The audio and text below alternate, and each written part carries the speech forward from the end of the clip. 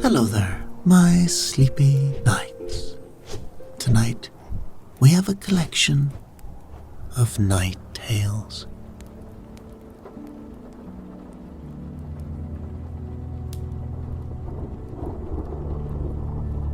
This is a tale of King Arthur, the legendary king of Britain who ruled over the famous knights of the Round Table. It is also about Sir Gawain, the nephew of King Arthur, and the noblest of those who sat at the Round Table. It begins, as so many of these tales do, with a damsel in distress. It was said she came while the court was in Carlisle, on a day when the autumn mist hung low over the castle walls, and the knights were gathered in the great hall. Of course, they were sharing tales of their recent adventures as they usually would.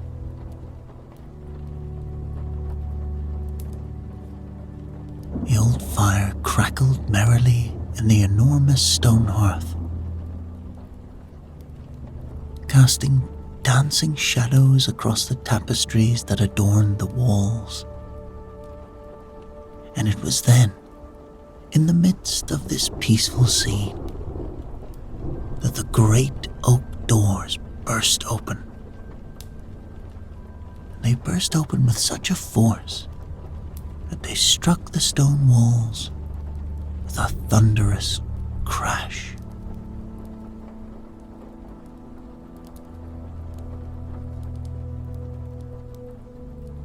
Her hair was bedraggled, her clothes torn, and her eyes wild with grief. She stumbled into the hall, her bare feet leaving muddy prints on the polished stones, her breathing ragged, as though she had run for miles and miles without any rest. "Help me, King Arthur," she cried. "My husband has been stolen from me and enslaved by the wicked Knight of Tarn. Though I fought him, see how my clothes are torn. There was nothing I could do. My husband is gone. And so I turn to you, great King. Great King, give him back to me. Slay the Knight of Tarn."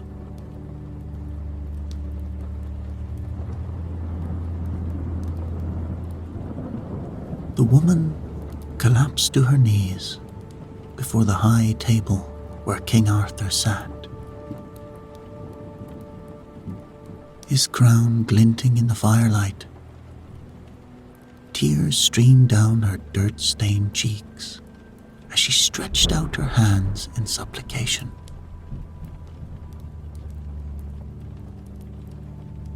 When King Arthur heard this, he was shocked, but pleased at the same time. You see, the sight of the poor woman genuinely moved him, of course, but he secretly loved adventure and couldn't help but look forward to this new challenge. His eyes brightened with the familiar gleam that his knights knew well, the look that appeared whenever a particularly dangerous task presented itself.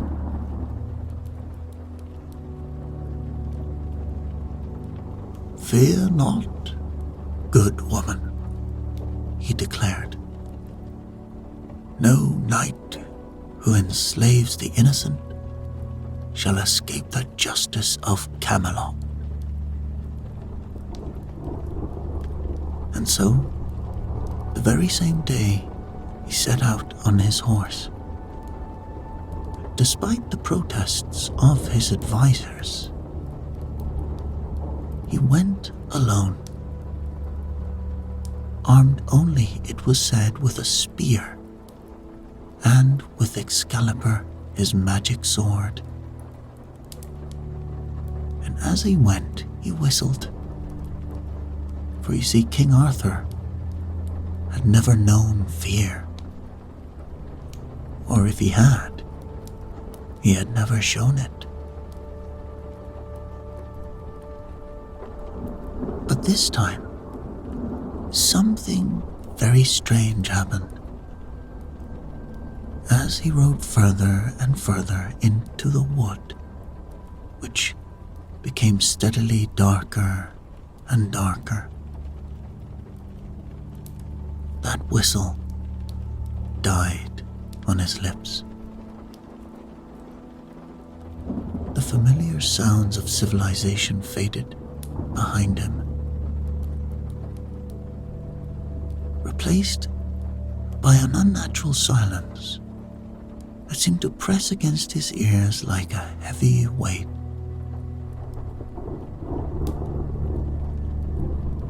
His usually spirited horse began to shy and snort with nervousness.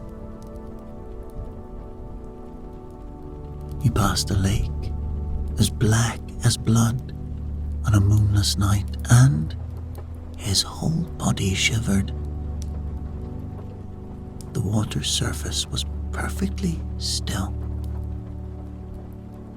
Not even the faintest ripple disturbing its mirror-like surface. And yet, Arthur could swear he saw shapes moving in its depths.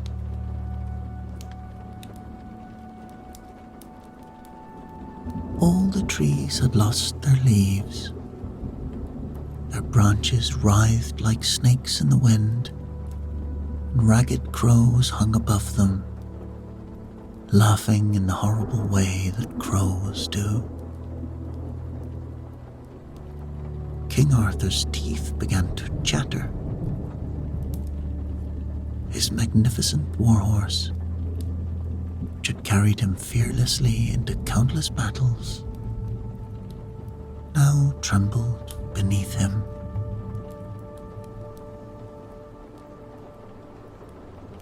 At last, he saw the knight's castle. It was vast, wider at the top than at the bottom, with 2 dark windows high up and a solid black portcullis below.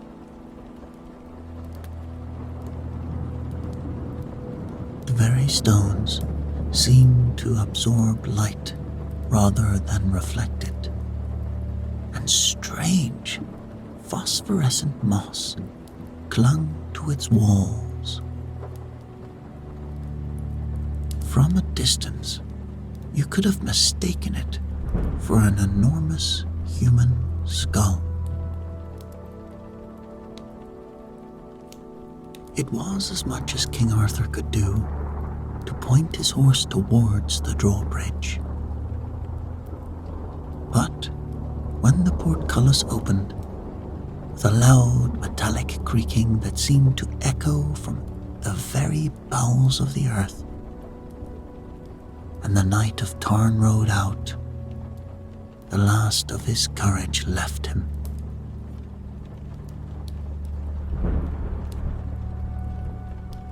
The figure that emerged was clad in armor so black it seemed to swallow light itself.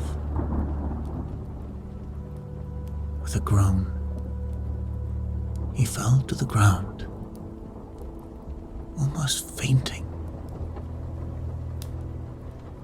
The knight, invisible in his black armor, dismounted from his horse walked over to where Arthur knelt. The king could not find the strength to look up. He heard the crunch of footsteps on gravel and the clink of armor. Then came the sound of metal scraping against metal as the knight drew out his sword. There was a minute's silence. It seemed to drag on for an hour. Finally came a voice, a cold voice. So, this is the great King Arthur, it said. Tell me, King, why should I not lop off your head while you grovel before me?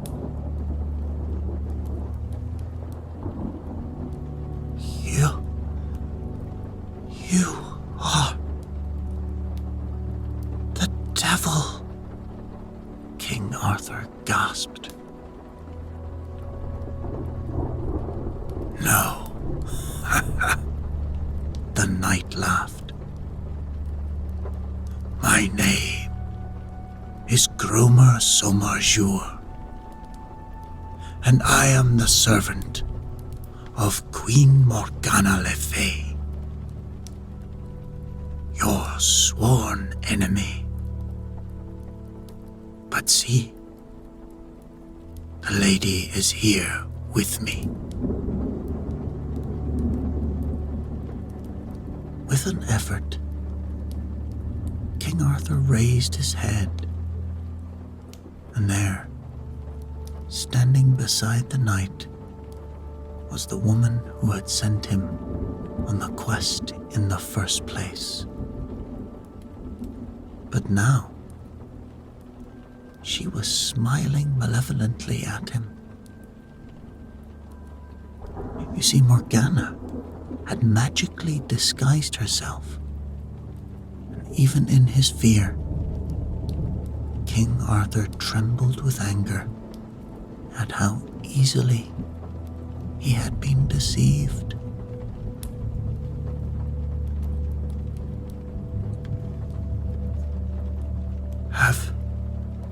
Have pity on me, he cried, the words bitter on his tongue. For never before had the great king begged for mercy.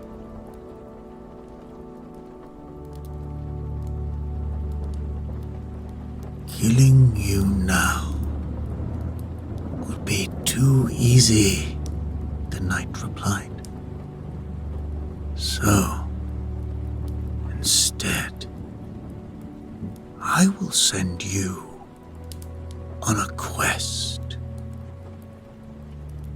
Swear to me that you will return here on your own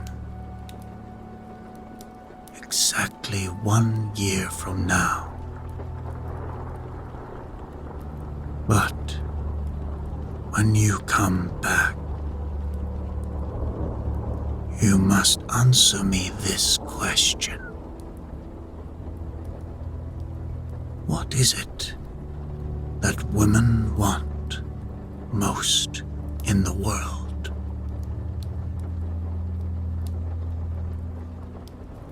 If you can give me the correct answer, I will spare your miserable life. But if you are wrong then, King Arthur, you will die. And your bones will decorate my castle walls.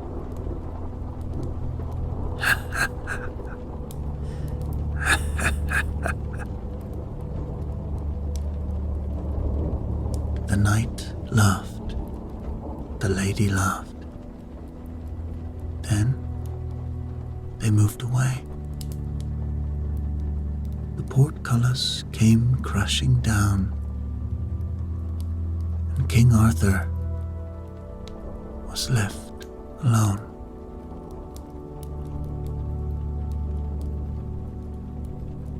The journey back to Camelot was the longest of Arthur's life. He had faced dragons and giants, but never had he encountered anything that stripped away his courage so completely. The shame of it burned in his chest like a physical pain.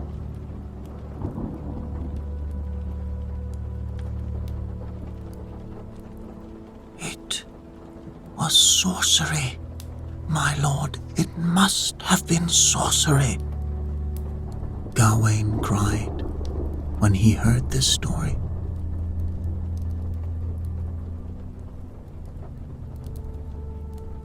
It must have been black magic. That was what caused your fear. That is what made you cry for pity. By your leave, I will ride out to the castle and... No, my dear Gawain. King Arthur stopped him. It is I have been sent on a quest. I am honor bound. What is it that women desire most in this world? I have a year to find out.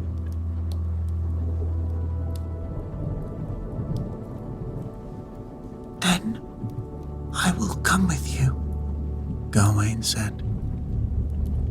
Maybe together we'll have more luck.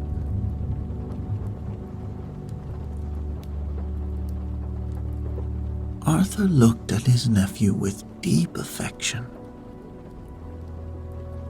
Gawain was perhaps 25 years old, with golden hair and fair complexion that marked him as one of the handsomest knights at court.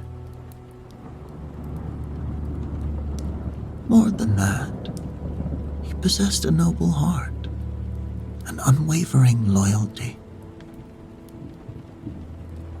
So together, they left Carlisle, and they rode out across the country, stopping every woman they met in an attempt to find the answer to the knight's question.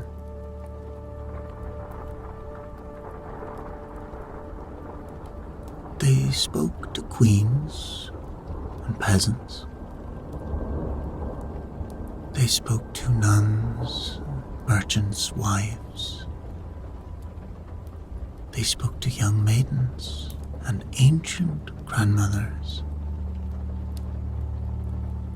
But they soon found themselves with more answers than they knew what to do with. You see, some said that women desired mostly jewels and fine clothes, while others said a good husband and loving children. A wealthy merchant's wife insisted it was security and comfort, while a young nun declared it was spiritual fulfillment. Luxury, loyalty, immortality,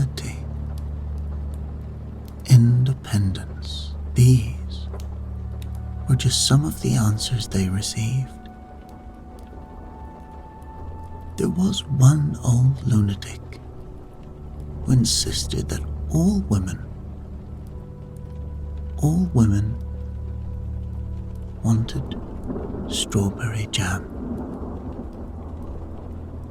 The answers ranged from the bizarre to the banal, but not one of them seemed entirely convincing.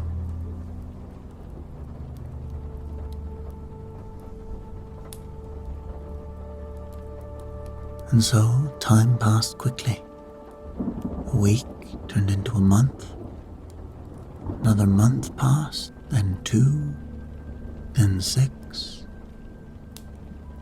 The seasons changed around them as they traveled, from autumn into winter, from winter into spring, and finally into summer again. Soon King Arthur and Sir Gawain found themselves on the way back to the enchanted castle.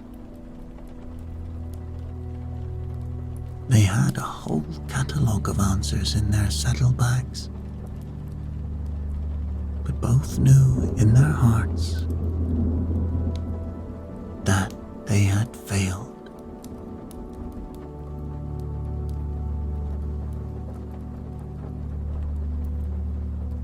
It was on the day before they were to part company, perhaps forever,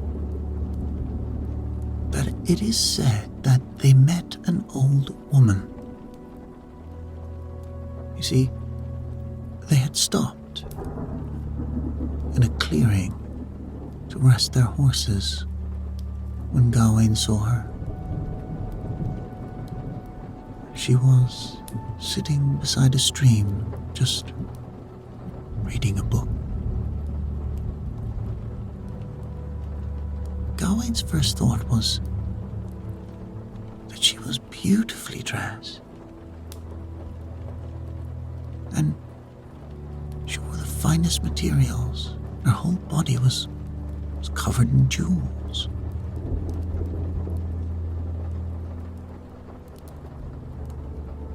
But then she turned her head, and he realized that she was, without doubt, the ugliest woman he had ever seen. She really was incredibly ugly. Her 2 lips met several inches in front of her nose, and when she smiled, and seeing Gawain, she did indeed smile, her teeth stuck out, yellow and uneven. Her skin was the color and texture of rice pudding, and her hair would have looked better on a camel. Her nose had been pushed into her face until it had almost disappeared, and she had such a bad squint. She seemed to be trying to look up her own nostrils. And finally, it must be said that she was horrendously fat. So fat, in fact, that her hands and feet appeared to sprout out of her body without the benefit of arms and legs. But she was a woman, and seeing her, King Arthur decided to have one last crack at the question. He approached her, bowing courteously. But before he could speak, she addressed him in a sort of weird, cackling voice. I know the question you wish to ask," she screeched. "And I also know the answer. But I'll give it to you only on one condition."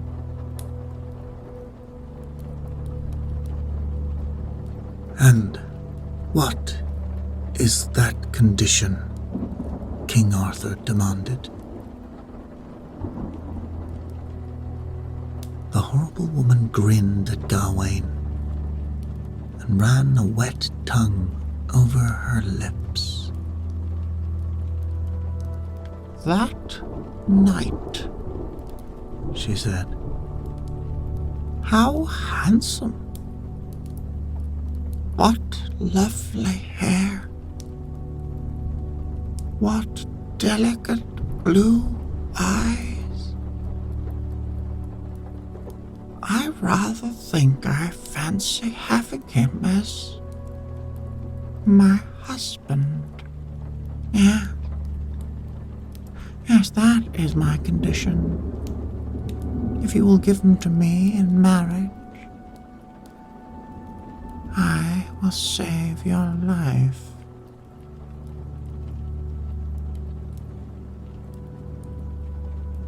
Of course, at this, Gawain went pale. He was indeed young and good-looking.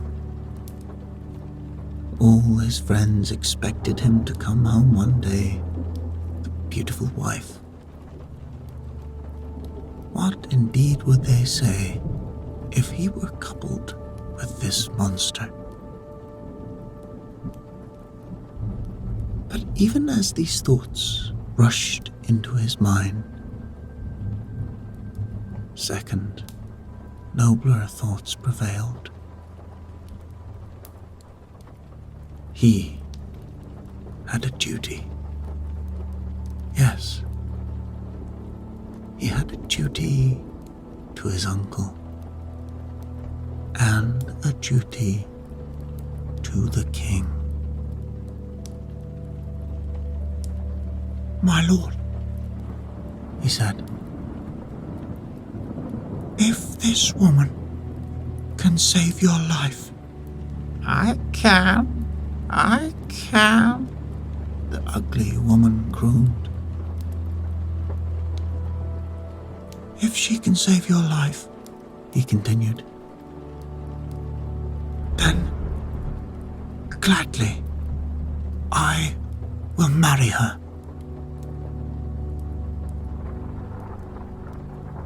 "My dear nephew," King Arthur cried, "I couldn't possibly let you do that."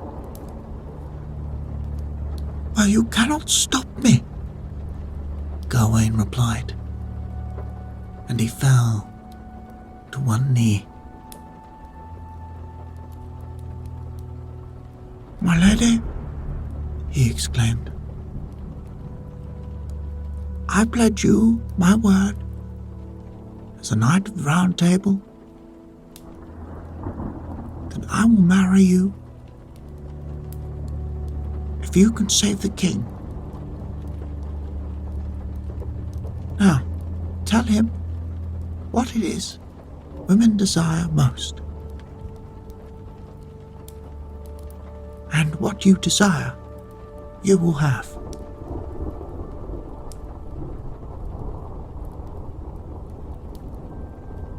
And so it was. The next morning, King Arthur rode alone, as he had promised, to the castle of Tarn. Once again, a sense of evil surrounded him, like some great darkness. However, this time, he was able to ride forward with confidence. So the answer he carried was a blazing beacon.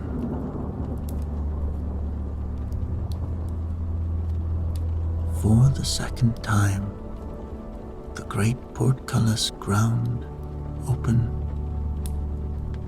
and the Black Knight rode out, his sword already unsheathed this time. "Well, King," he growled, "tell me the answer to my question. What is it that women desire most in this world?"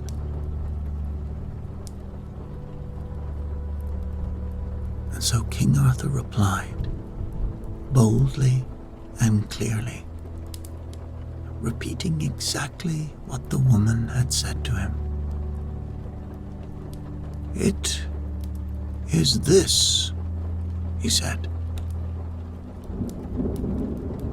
"that they should have their will, and that they should rule over men."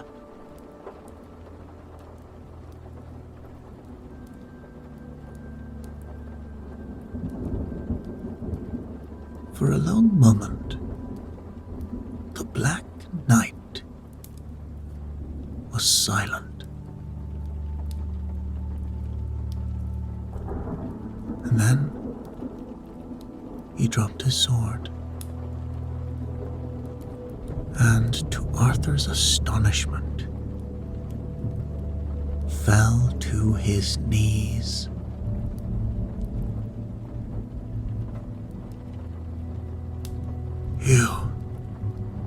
You have answered correctly, sire," he said.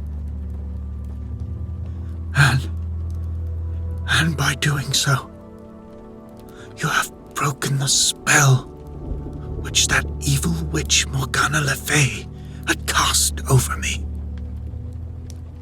She forced me to send you on your quest. I was her unwilling slave. But now her magic is ended. I beg you, sire. I beg you, let me come.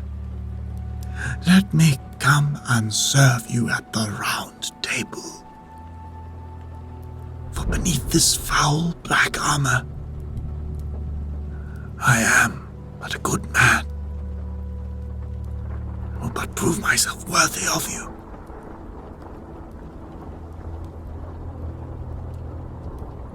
Then you are welcome, King Arthur said. And as he spoke, the dread castle of Tarn crackled and crumbled, and suddenly there was a rushing wind as the bricks and ironwork shimmered in the darkness. Then the sunlight broke through the clouds. The castle shattered, the ground beneath it heaving as if to be finally rid of it.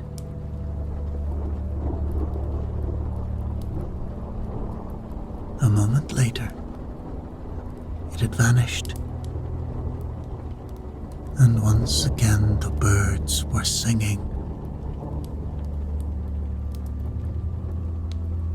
Let us ride together, King Arthur said. And together they turned back to the court. But although the adventure had ended well for him, his heart was heavy. He had a wedding to attend, a nephew to see married. He would have given his kingdom for it to be otherwise.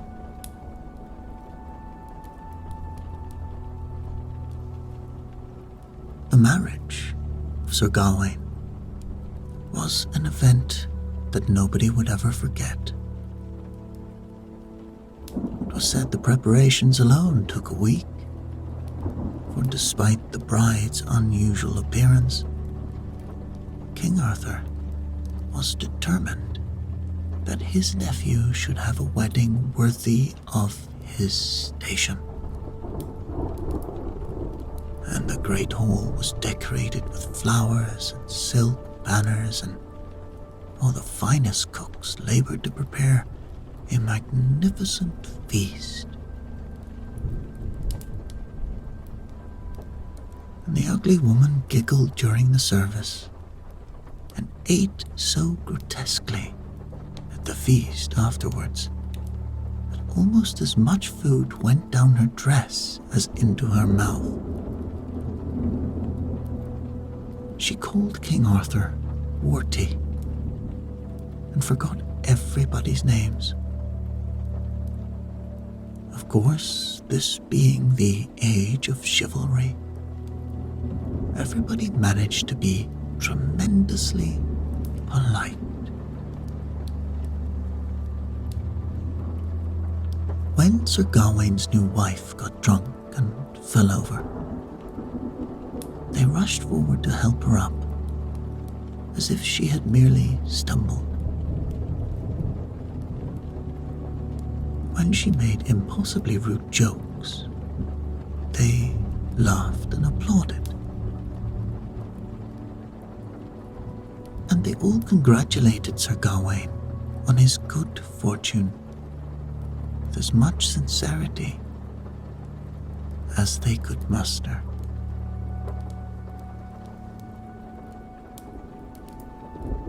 Poor Gawain was the politest of all of them. Not once did he let on that he had married the ghastly woman because he had been forced to. He called her a lady and held her arm on the way to the table. When she emptied her wine goblet, he refilled it for her. But at the end of the evening, when he found himself alone in the bedchamber with his wife and watched her powdering her nose and all of her 3 chins, it all proved too much for him. He clutched his sword, he clutched his hair. Then he burst into tears.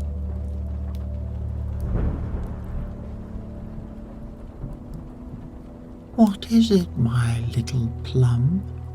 the lady asked. "What has so upset you on your wedding night?" "Lady," Gawain replied,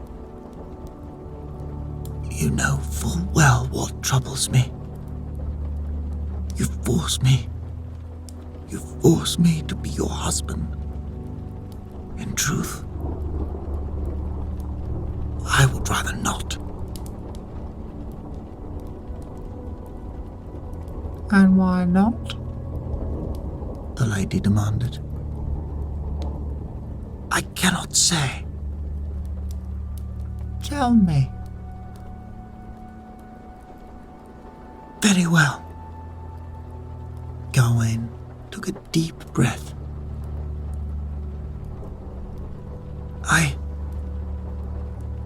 I do not want to hurt you, but you are old, ugly, and evidently of low birth. Forgive me.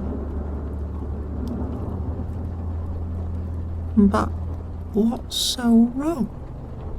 the woman gurgled. "With age comes wisdom and discretion.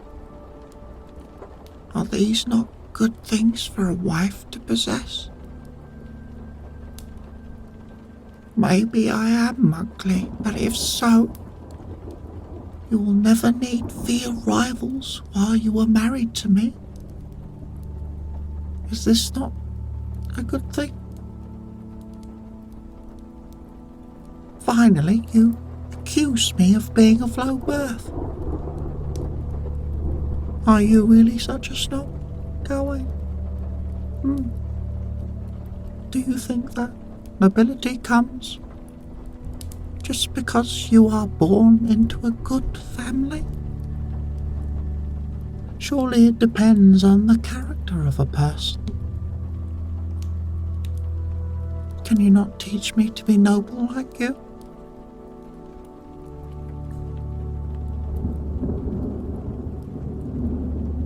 Gawain thought for a moment. Despite his innermost feelings, he could not help but agree that the old woman had a point. At the same time, he felt ashamed. Whatever he thought of her, she had saved the life of his uncle. He had behaved badly towards her. He had not behaved like a knight of the Round Table. "My lady," he said, "you are right in everything you say. I have spoken discourteously towards you, and I apologize.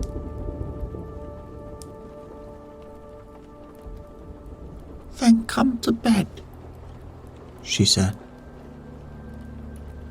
But even as she spoke, Gawain detected something different in her voice. And when he turned round, he saw to his amazement that she had changed. It was no fat and ugly woman that lay on his bed, but a young, beautiful girl, fair skin, soft, brown eyes.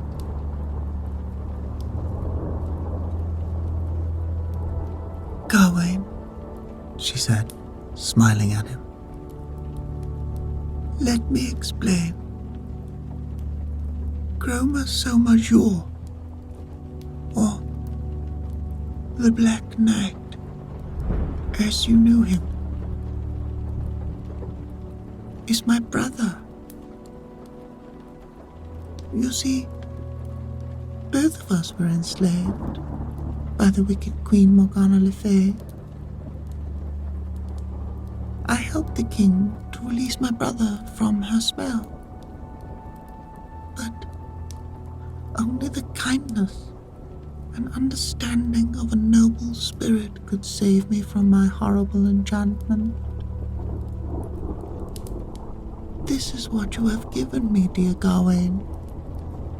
And now, at last, you see me as I really am. I am your wife, if you will have me. But this time, the choice is really yours."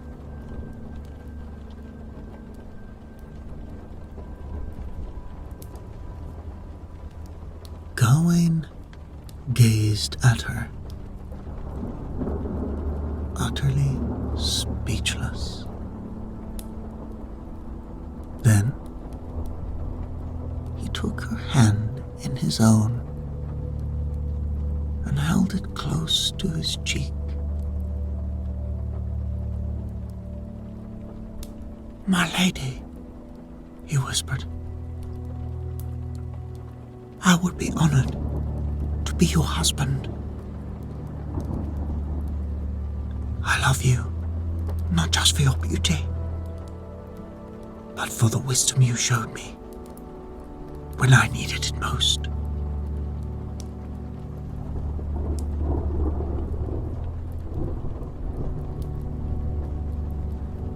The next morning, the court was astounded to see what had happened. And so the king ordered a second wedding feast, so that everyone this time could really enjoy themselves.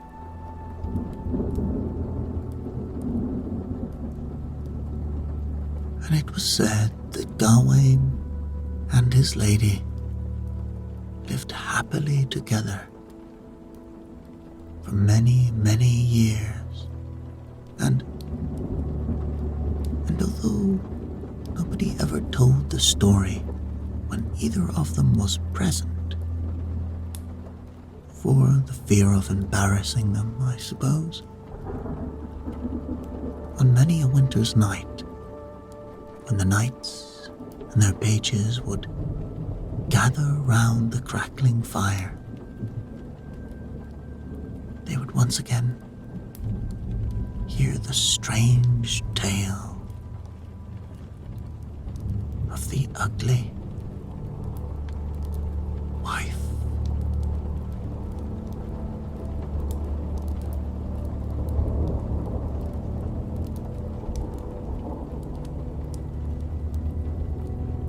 Sir Thomas Hawthorne sat cross-legged in his small canvas tent, listening to the relentless strumming of rain overhead. Outside, thunder rolled across the darkened forest, momentarily drowning out the steady dripping that had begun to leak through a worn section of fabric near the tent's entrance. A flash of lightning briefly illuminated the cramped space, revealing his blood-stained armor piled in one corner and his faithful warhorse, Galahad, peering in through the partially open tent flap, water streaming from his dark mane.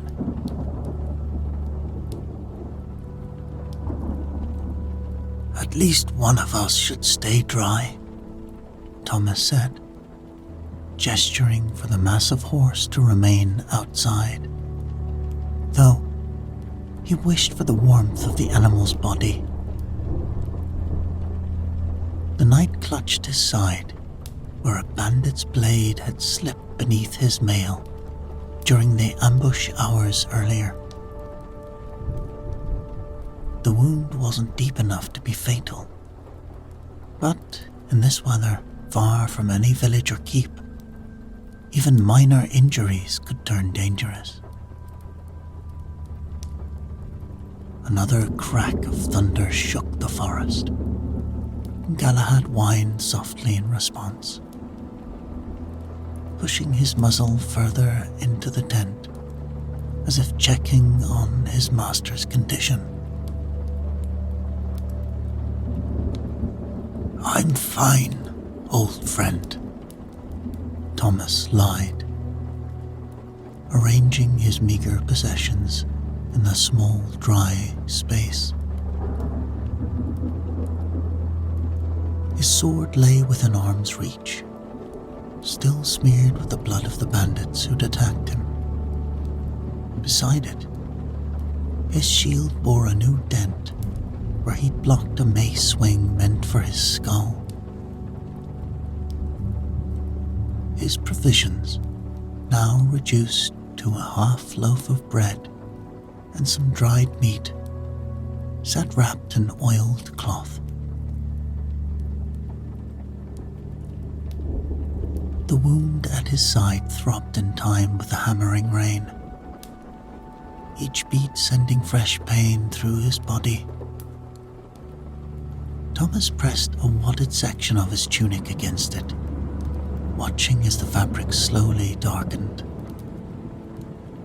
Not enough to indicate a mortal injury, but concerning nonetheless. In all his years as a knight, He had seen too many men succumb to wounds far less severe. "A fine predicament we find ourselves in," he told Galahad, who continued to watch him with intelligent eyes that somehow managed to convey both concern and patience. "Separated from our company, caught in this deluge, and me bleeding like a stuck pig." The horse snorted, as if in disagreement with his master's assessment. He then turned his head to look out into the storm before returning his gaze to Thomas. It was a gesture the knight had seen before. Usually when Galahad sensed something his human companion had missed. "What is it? Do you hear something? Something beyond the storm?" Thomas strained to listen, but could detect nothing over the constant drumming of rain, the periodic rumble of thunder. Most precious among his belongings was the map entrusted to him by Brother Ambrose at the monastery. The reason for his journey through these dangerous lands. The parchment contained the locations of several sacred sites known only to the monks, places that needed to be protected if the brewing war between rival lords spilled into these forests. Thomas had been charged with delivering this knowledge to the abbey on the far side of the mountains, where it would remain safe from the ambitions of the warring nobles.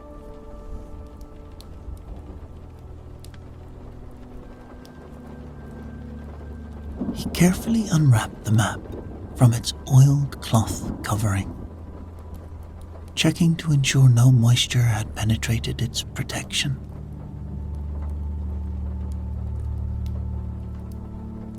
The parchment remained dry, its markings clear and precise in the flickering light of the small oil lamp.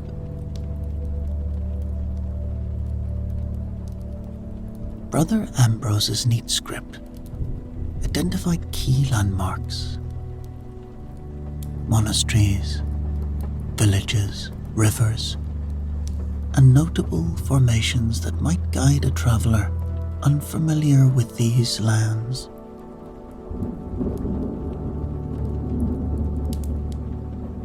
Thomas traced their intended route with his finger, from the monastery where he'd received the map to the mountain abbey that was their destination. The ambush had occurred here, at a narrow place where the road between the two steep hills met. A perfect location for bandits to waylay travelers. Now he found himself where exactly? In the chaos that followed the attack, with his companions scattered or fallen, and his own flight throughout the unfamiliar forest, he had lost his precise bearings.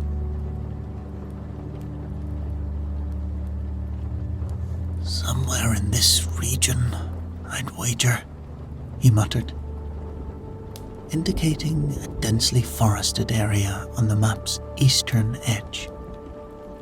Not terribly far, of course, but in this condition, even a day's normal travel might prove challenging.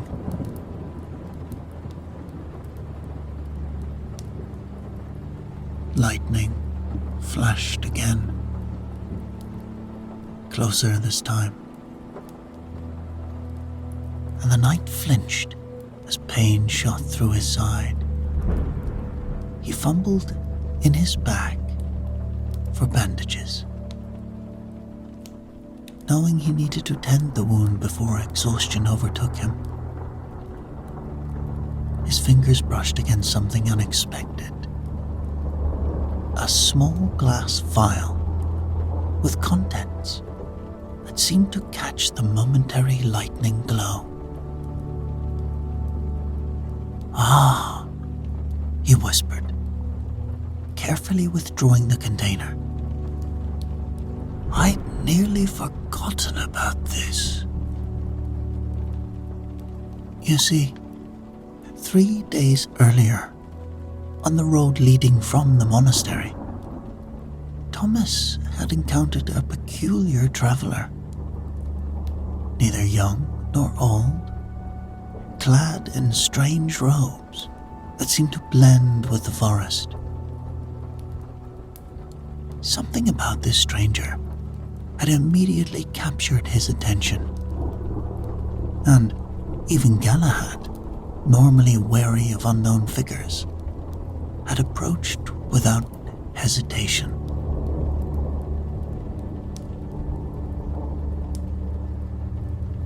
"A knight on an important journey," the traveller had said. "One who might need assistance when the path grows dark."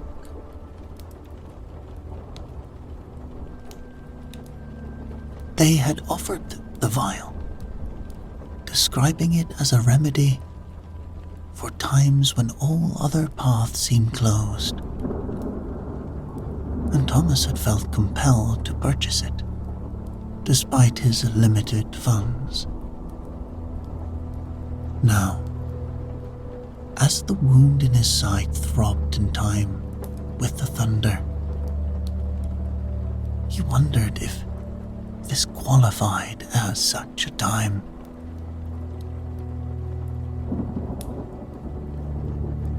The vial itself was curious. Made of glass so clear it seemed almost invisible, with a stopper carved from some pale wood he couldn't identify. Within, a liquid the color of amber in sunlight occasionally shifted and swirled, though he held it perfectly still. Thomas had seen many medicines and potions in his time. Herbal concoctions prepared by field surgeons, tinctures blessed by monastery healers, even mysterious elixirs peddled in marketplace stalls. None had looked quite like this.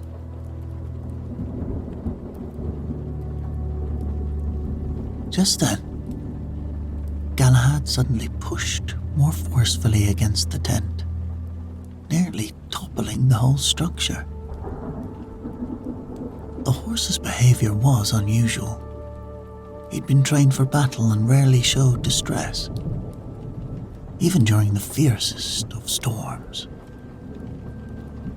His massive head forced its way further inside, water dripping from his mane onto Thomas's already damp bedroll. "What troubles you?" Thomas asked, reaching out to stroke the horse's muzzle. Galahad's dark eyes seemed to focus on the vial in the knight's hand, and he nudged Thomas's arm, as if in encouragement.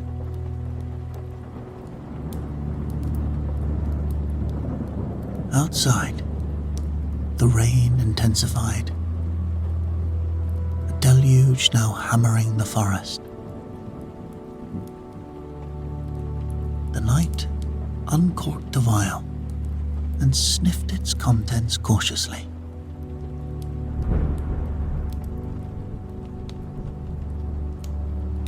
The liquid smelled of earth after rainfall, of crushed herbs and something undefinable, something ancient, something powerful.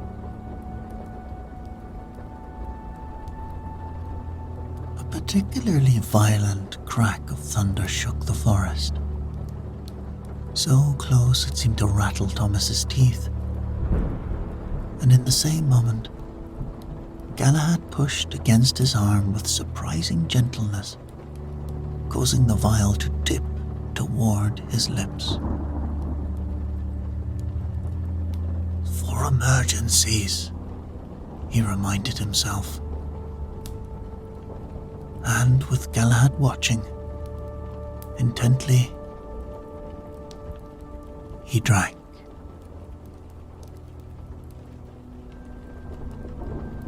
The potion burned like fire going down, then spread a peculiar warmth throughout his body.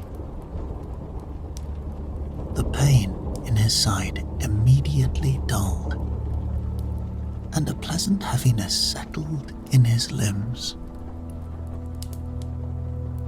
Thomas blinked as the interior of the tent seemed to shift and sharpen.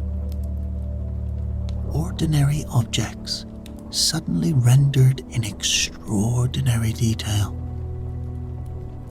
The weave of the canvas, the precise pattern of mud spatters on his boots, the intricate scrollwork on his sword's hilt that he'd never even fully appreciated before. This is some strange remedy, he murmured, examining the wound at his side.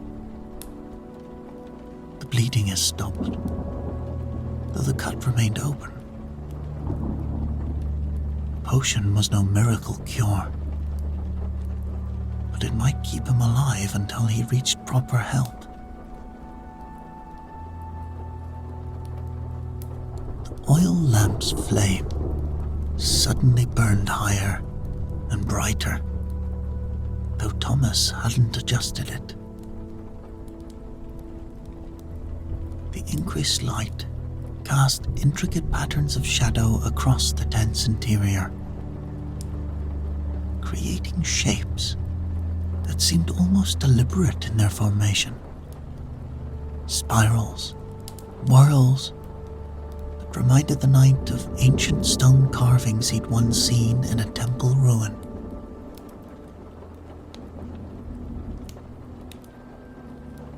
As another flash of lightning illuminated the tent, Thomas's attention fell upon the map spread before him. He blinked in confusion, certain his eyes were playing tricks.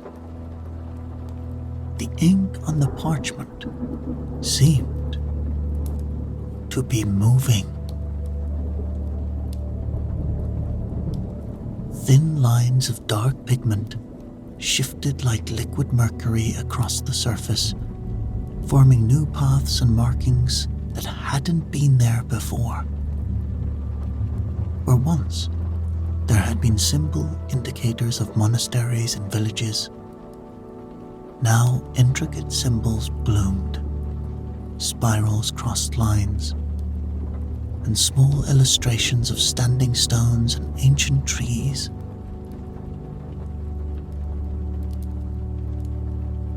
What sorcery is this? Thomas said, leaning closer.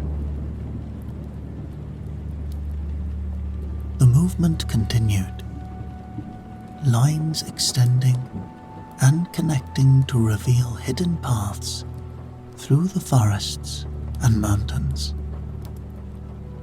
Notes appeared in the margins, written in a script that seemed to shift between languages, sometimes resembling the Latin he knew from church services, other times appearing more ancient, with angular characters he'd never encountered. Yet, somehow, as he focused on these writings, their meaning became clear to him. Not through conventional understanding of the language, but through something deeper, more intuitive comprehension. Tales of ancient powers, of sacred places, where the boundary between worlds grew thin, of knowledge preserved from ages before the church claimed these lands. Most prominent among the new markings was a circle of standing stones, drawn in surprising detail considering the size of the map. It appeared to be located only a few leagues from his current position. Hidden in a valley he would have completely bypassed on his original route. Around this circle, the moving ink created an elaborate border of symbols that seemed to pulse with significance. Galahad whined loudly and pushed against the tent again, his large head now fully inside the small space. The horse's eyes were fixed on the transformed map, particularly on the stone circle.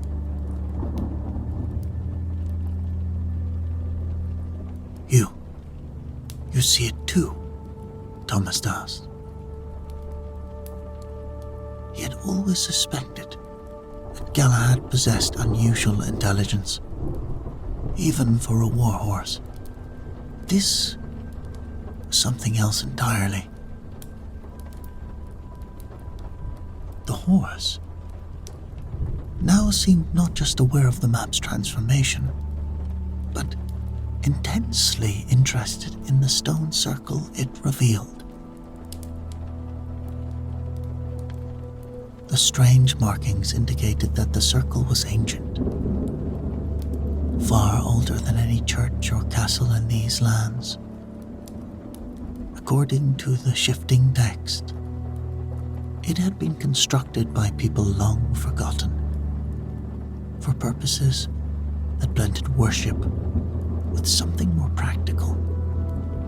A place of healing, connection with forces that flowed through the earth itself. Thomas studied the new markings carefully, trying to commit them to memory. According to the map, the stone circle lay to the east. Perhaps half a day's journey through difficult terrain. The moving ink had created annotations around it, and as he concentrated, Thomas found he could almost understand them. Phrases about healing stones and the old one's magic, and doorways between worlds.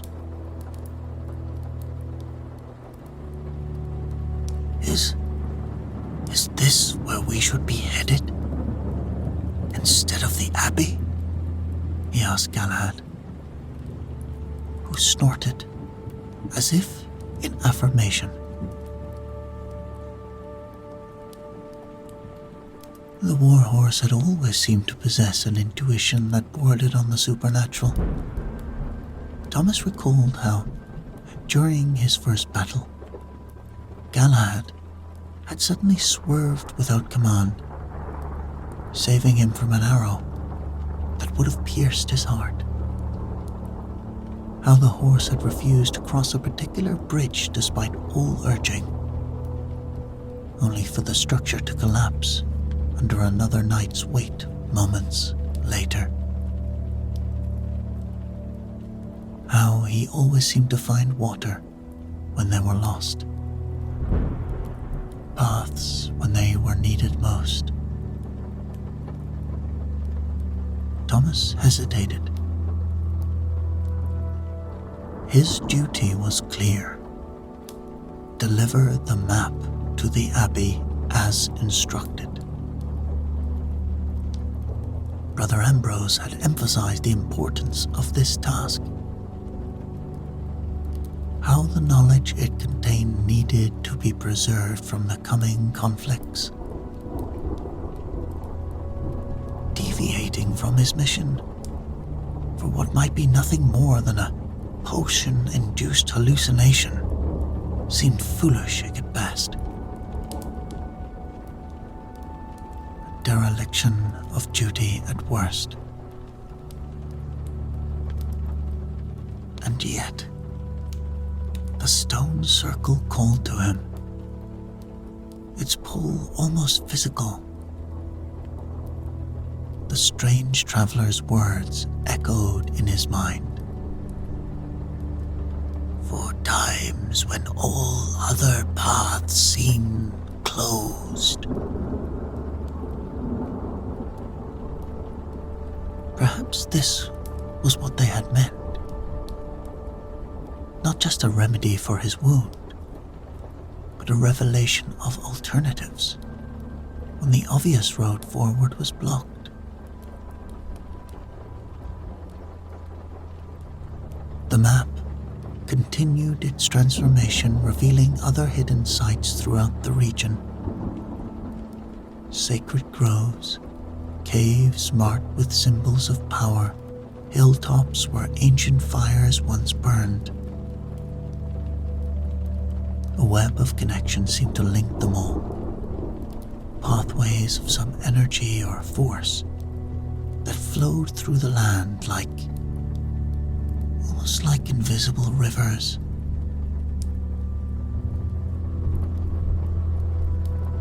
Outside, thunder crashed. Galahad remained steady, his gaze alternating between Thomas and the map.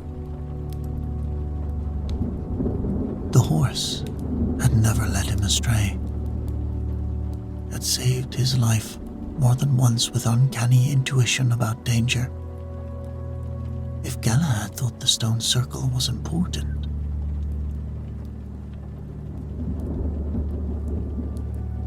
perhaps, Thomas mused aloud. What matters is not just the monastery's knowledge, but these older truths as well. Sights the church might have overlooked or deliberately obscured. As a knight, Thomas had sworn oaths of loyalty to both Lord and Church.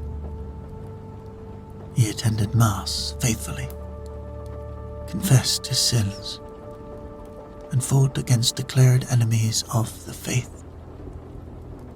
Yet, he had also witnessed things that challenged the priest's neat categorization of the world. Events that suggested reality contained more mystery than their sermons acknowledged. The ink's movement gradually slowed, then stopped altogether, leaving the map transformed. Thomas stared at it in wonder, trying to memorize as many details as possible.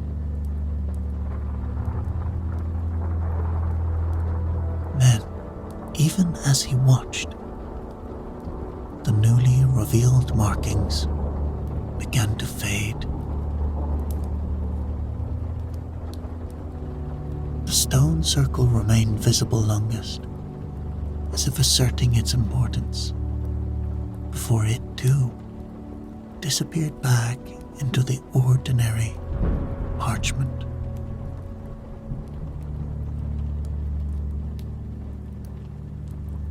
Thomas carefully rolled the map, now showing its ordinary markings again, as the potion's immediate effects began to fade. The wound in his side still ached, but dully now, manageable, no blood. Outside, the storm showed no signs of abating, the rain falling in sheets that turned the forest floor to flowing rivulets.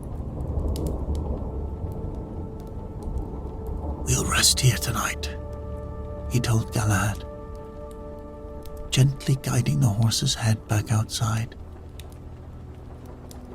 "And in the morning, if the weather clears, we'll find this circle of stones."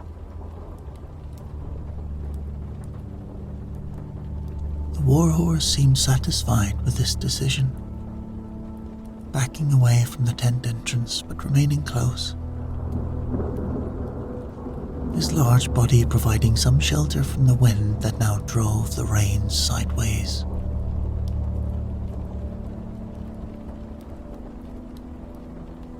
Thomas arranged his bedroll in the driest corner of the tent and extinguished his small oil lamp to conserve fuel.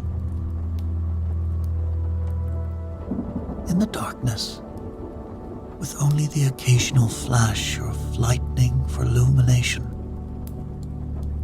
he replayed the vision of the map in his mind, fixing the location of the stone circle and the path to reach it. As he drifted toward sleep, lulled by the rhythm of the rain and the potion's lingering warmth, he could have sworn he heard voices in the thunder, ancient and powerful, speaking in a language he didn't understand but somehow recognized, as if it resonated with something buried deep in his blood and bones.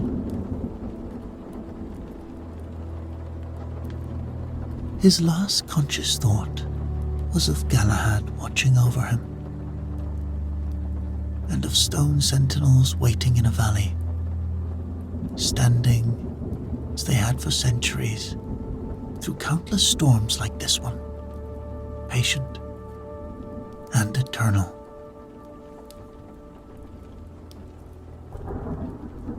Thomas awoke to silence, so profound after the night's tempest that it briefly disoriented him. Light filtered through the canvas of his tent, not the harsh glare of direct sunlight, but the soft, diffuse glow of early morning. His wound throbbed dully as he sat up. The fever he had feared hadn't materialized. "Small mercies," he murmured, pressing a hand to the injury. The bleeding had stopped completely, though the cut would need proper tending when he reached civilization. Outside, Galahad nickered softly, and Thomas could hear the horse moving around the clearing. The sound of water dripping from leaves provided the only counterpoint to the morning stillness. The storm had passed, leaving the forest washed and clean and quiet.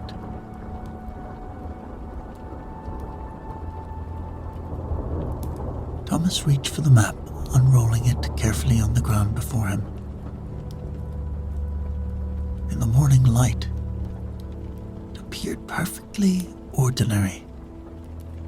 The same parchment Brother Ambrose had entrusted to him, showing the major landmarks, monasteries, and villages of the region. No mysterious stone circle, no hidden paths or ancient symbols. Had it all been a fever dream? A hallucination brought on by the strange potion and his wounded state? And yet, he could recall every detail with perfect clarity. The precise location of the stone circle, the path leading to it, even some of the symbols that had appeared around its margins. Dream or vision, the memory remained vivid and compelling.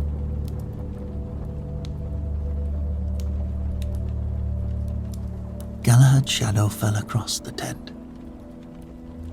The warhorse stood waiting, already alert and ready to travel despite the long, stormy night.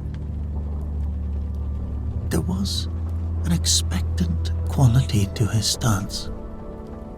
His head turned slightly eastward, toward where Thomas remembered the stone circle would be.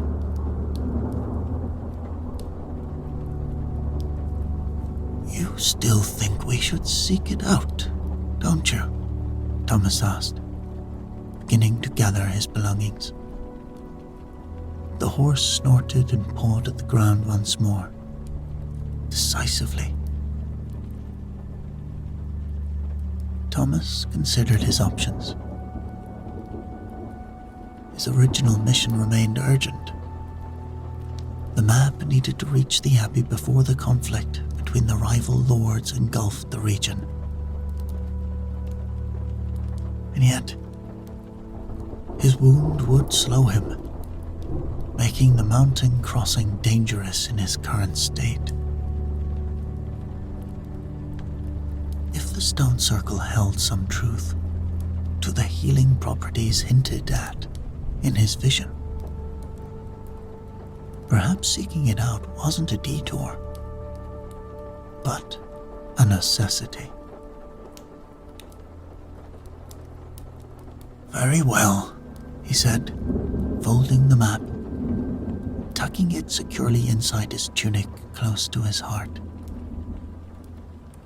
"We'll find your stone circle." He strapped on his sword belt and checked his provisions. The bread had remained mostly dry, enough to sustain him for another day at least. His water skin needed refilling, but after the night's downpour, finding clean water wouldn't be difficult. Thomas examined his armor, still blood-stained and mud sputtered from yesterday's ambush. The weight would aggravate his wound, and the day promised to be warm. After a moment's consideration, he left the heavier pieces packed, donning only the mail shirt for minimal protection. The task of breaking camp took longer than usual, his movements hampered by injury. Throughout, Galahad remained unusually attentive, standing close as if ready to offer support should Thomas falter. "I'm not dying yet, old friend," the knight assured him. The horse's concern touched him deeply. They had been through much together over the years. More than once, Thomas had tended Galahad's wounds after combat. Now the role seemed reversed. The warhorse was watching over his injured master. As Thomas prepared to collapse the small tent, he paused, suddenly reluctant. Despite the discomfort of the night, the leaking canvas, the hard ground, the constant noise of the storm, the tent had been a sanctuary of sorts. Within its confines, it experienced something extraordinary, something that defied rational explanation. He ran his fingers over the worn fabric, feeling the lingering dampness from the rain. this simple shelter, boundaries had thinned the world he knew, and something older. Something powerful enough to make ink move, and ancient languages become momentarily comprehensible. Perhaps there is more magic in the world than the church would have us believe, he said softly to Galahad, who watched him with those intelligent dark eyes. Perhaps we merely need the right circumstances to perceive it. Thomas settled cross-legged once more in the center of the tent, taking a moment to center himself before the journey ahead. A stone circle beckoned, a mystery revealed by storm and potion. What would he find there? Healing for his wound? Some ancient power in aid to his mission? Or merely a collection of weather-worn rocks, significant only in his potion-induced vision?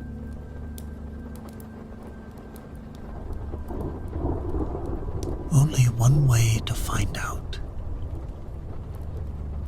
He closed his eyes briefly, recalling the precise route shown on the transformed map.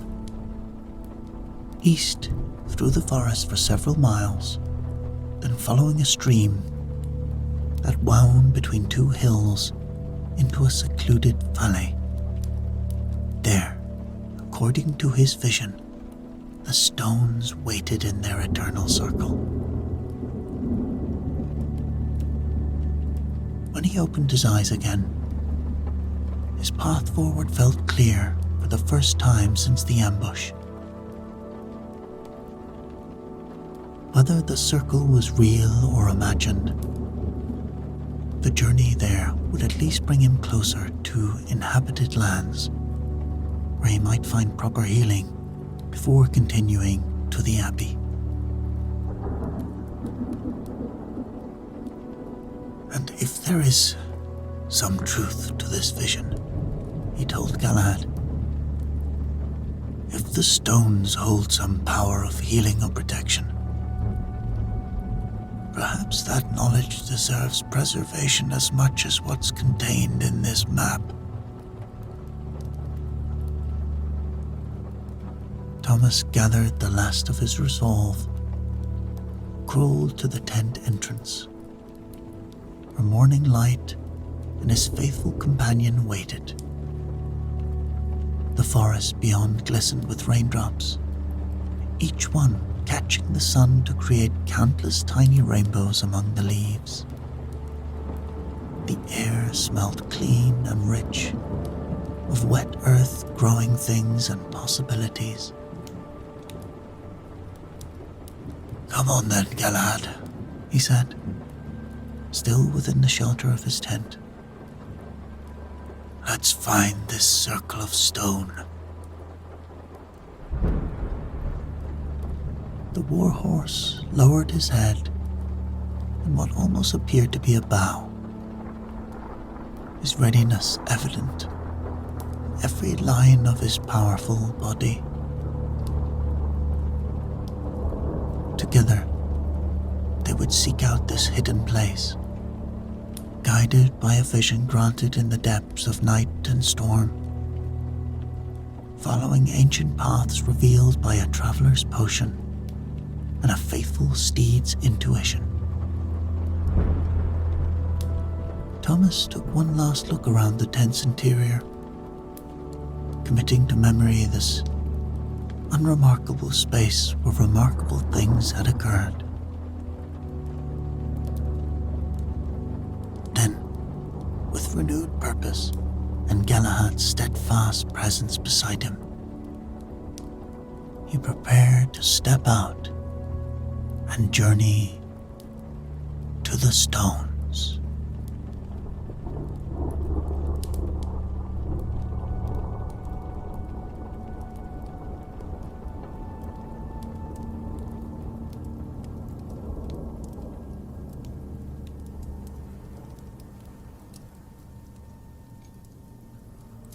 The torches in the great hall of Castle Whitestone guttered in a sudden draught as the massive oak doors swung open. Sir Gareth strode forward, his armor gleaming in the firelight, the sound of his boots echoing across the stone floor. At the far end, King Edmund sat upon his throne, his face a mask of restrained grief.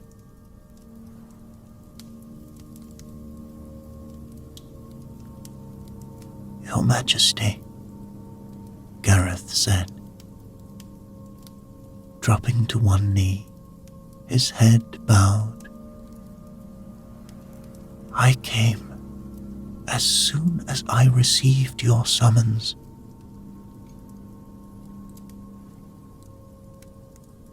The king studied the knight before him. Sir Gareth of the Western Marches was not the most renowned of his knights, nor the most politically connected.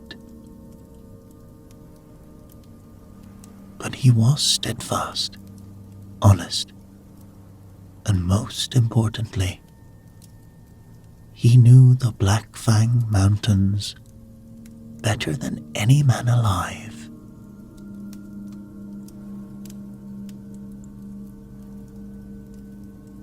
"Rise, Sir Gareth," the king commanded, his voice echoing in the vaulted chamber. "You know why I have summoned you." Gareth stood, meeting the king's gaze directly. "Your Majesty, I've only heard rumors."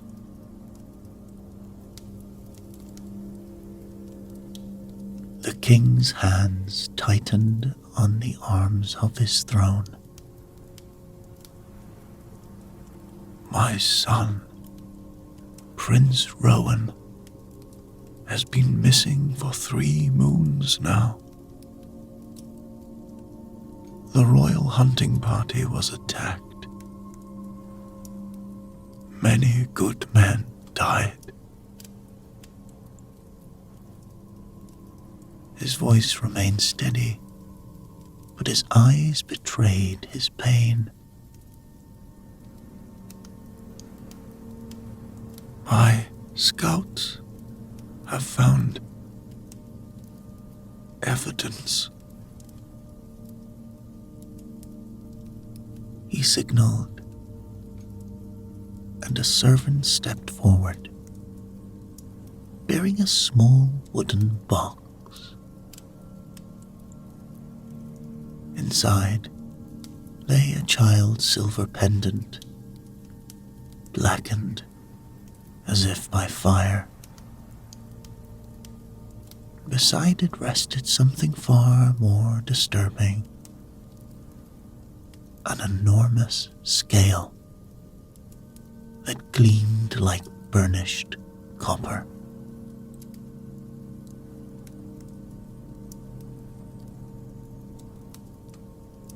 "A lost dragon," Gareth breathed, recognizing the scale from the ancient texts he'd studied as a squire.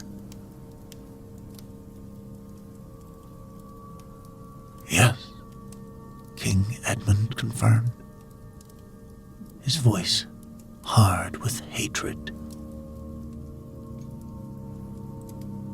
"We believed them extinct for a century, but this beast has returned, and it has taken my son."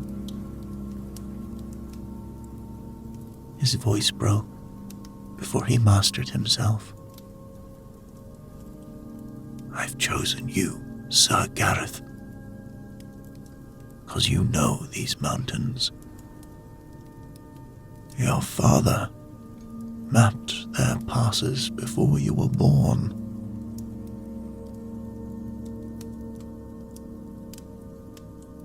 Gareth's mind raced. Dragons were creatures of legend, monsters from his childhood tales. Yet, the evidence lay before him, undeniable.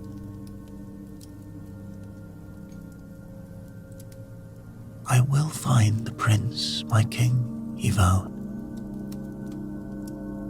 and I will end this lost dragon.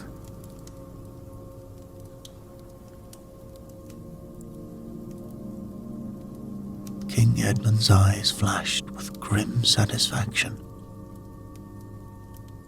Bring me my son, and the dragon's head, Sir Gareth, and you shall have lands and titles beyond what any knight might dream.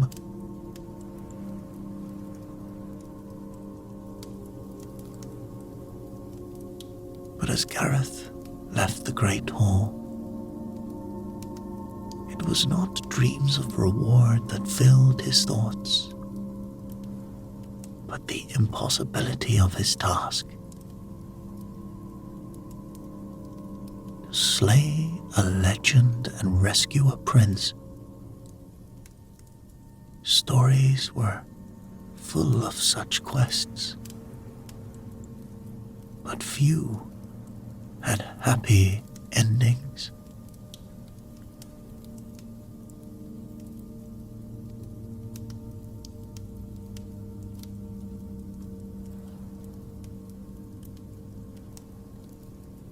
It was 5 days later. Sir Gareth stood at the base of a cliff face, high in the Black Fang Mountains. The journey had tested even his considerable skill. Narrow ledges, treacherous winds, unexpected snowfall despite the spring season.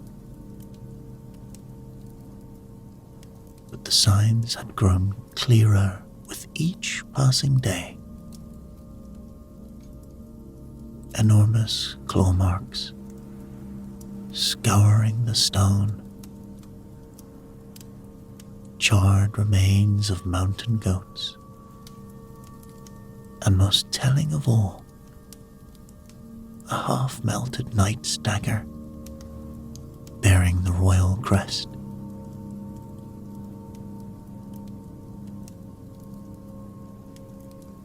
Now before him gaped a cave entrance, its mouth wide enough to admit 3 mounted knights riding abreast. Smoke-blackened rocks surrounded the opening, and the smell of sulphur hung in the air.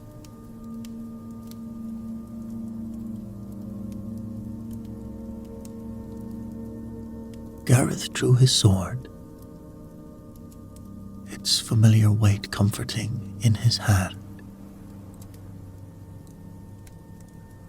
The enchanted blade, blessed by the temple priests and forged with mountain iron,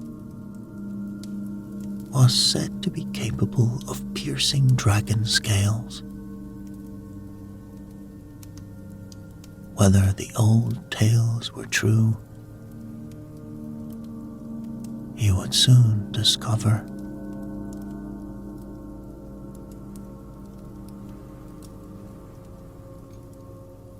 With shield raised, he entered the darkness, a flickering torch held high in his left hand. The passage sloped downward immediately, the floor worn smooth as glass. Signs of the dragon's habitation were everywhere. Claw marks scoring the stone walls. The lingering smell of smoke. Piles of bones from its meals.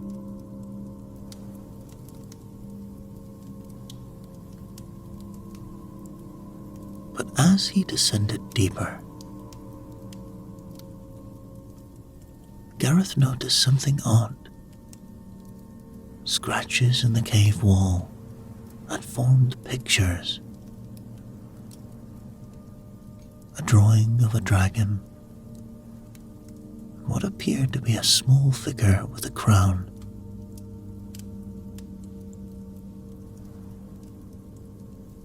The passage opened suddenly into an enormous cavern. Its ceiling lost in darkness high above.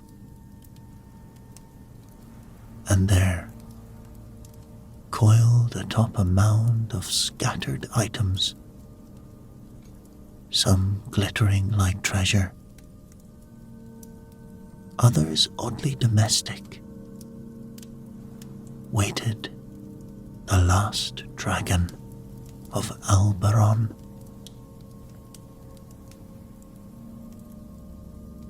The creature was magnificent even in the dim light.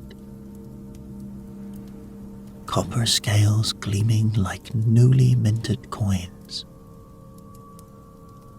Wings folded against its massive body. Ancient eyes regarding Gareth with unmistakable intelligence. It rose to its full height, unfurling wings that stretched from one side of the cavern to the other, and released a roar that shook loose stones from the ceiling.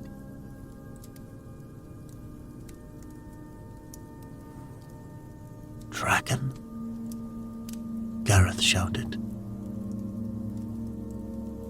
his voice nearly lost in the creature's thunderous challenge. "Return the king's son." The dragon answered with a blast of flame that Gareth barely deflected with his shield. And so the battle erupted with terrifying intensity. The dragon's fire forced Gareth to dive behind a rock formation. His sword strikes glanced off hardened scales. Both combatants circled, looking for an advantage in the uneven terrain of the cavern floor. Gareth's shoulder burned where claws had found a gap in his armor. The dragon favored one wing, where Gareth's blade had struck true. Neither could gain decisive advantage. Just as Gareth readied himself for a final, desperate charge, a small figure darted between them.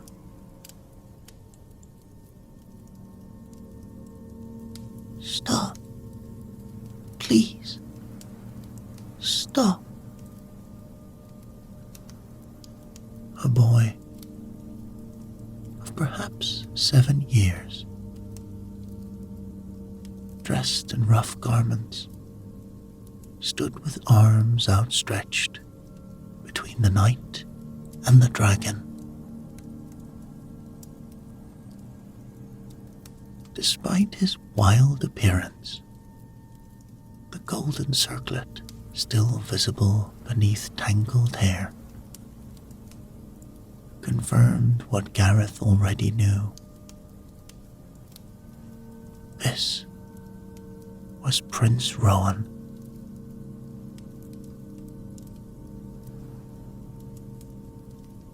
"Please don't hurt her," the prince cried. "Please. She saved me." Both knight and dragon froze, the boy's intervention creating an impossible moment of truce.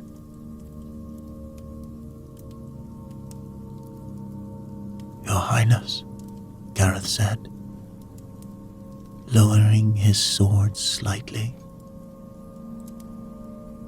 "I've come to return you to your father." "No." The boy backed toward the dragon, who lowered her massive head protectively. "My father doesn't understand. No one does."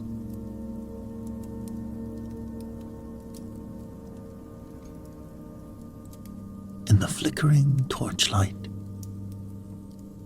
Gareth could see that the prince appeared unharmed. Indeed, he seemed healthy and unafraid, despite living in the presence of the kingdom's most feared creature.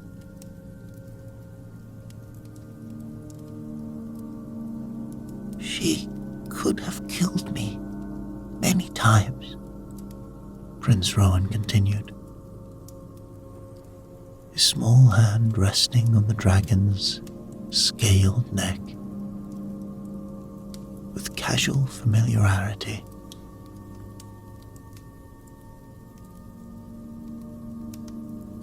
"But she saved me instead. The bandits killed everyone else. I was lost in the forest for days. When I fell in the snow, I thought I would die.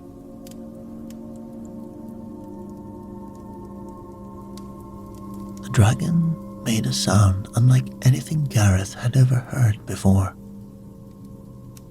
A low rumble that seemed almost gentle, protective. "She brought me here, kept me warm, found food for me," the prince continued.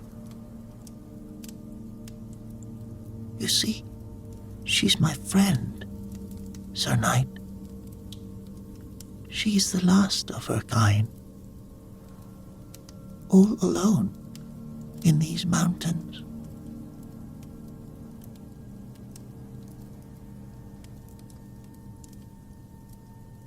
Gareth lowered his sword completely, the impossible truth before him challenging everything he'd been told about dragons. "Your father grieves for you, Your Highness. He believes you'd taken against your will."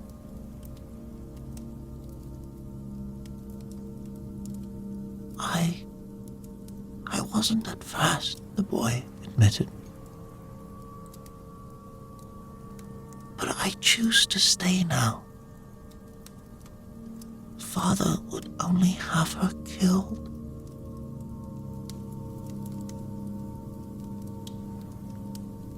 The dragon watched Gareth with ancient, intelligent eyes.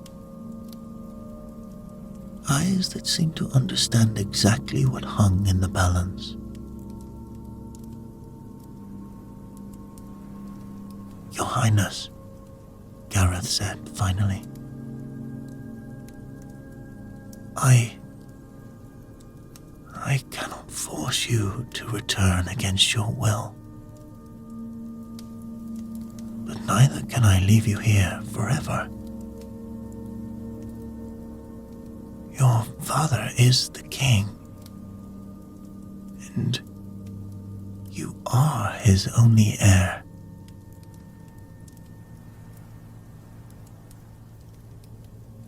What if... Prince Rowan began hesitantly.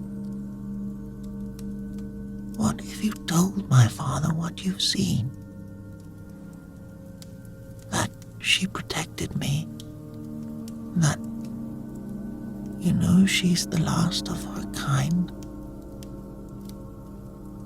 Gareth shook his head. No. Your father's hatred of dragons runs deep, Your Highness. The wars of your grandfather's time left scars that haven't yet healed.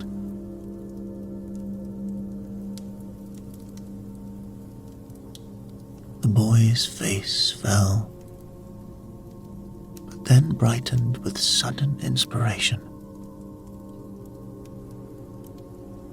Then don't tell him you found me just yet. Return with some proof that I'm alive and well. Bring him this. He removed the royal signet ring he wore on a leather cord around his neck. Tell him you've tracked me to these mountains, but need more time. And that will give us more time.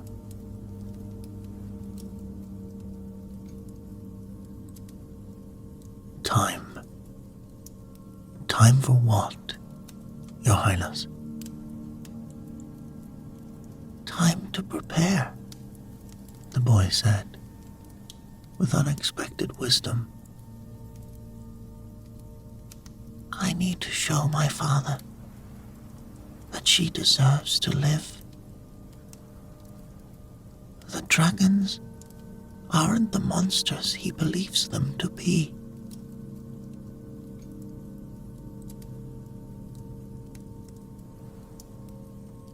Gareth studied the earnest face of the prince. The protective stance of the dragon, and the evidence of their peaceful cohabitation around the cavern. Everything he had been taught told him to complete his mission. Slay the dragon, return the prince. But what he saw before him challenged those certainties.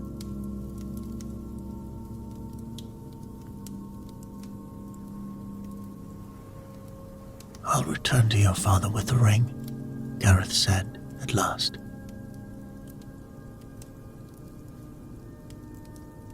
But, Your Highness, we will need more than time. We will need a plan.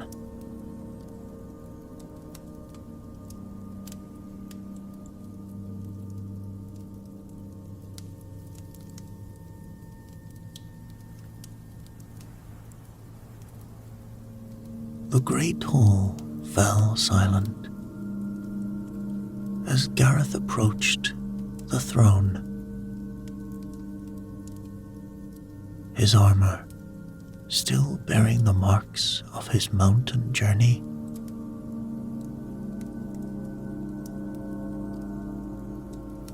King Edmund leaned forward, eyes flaring with desperate hope. Sir Gareth, you have news of my son? Gareth knelt, drawing forth the signet ring. Your Majesty, I bring proof the prince still lives.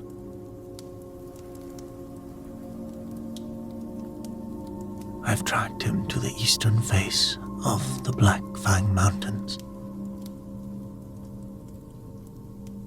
The king took the ring with trembling hands. And the dragon.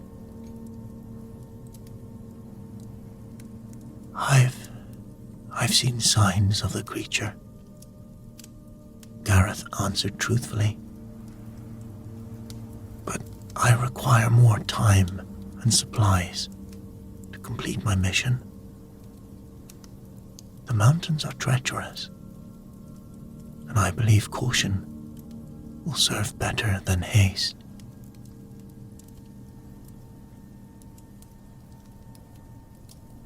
King Edmund studied the knight's face. This is just a ring. You've seen my son, spoken with him.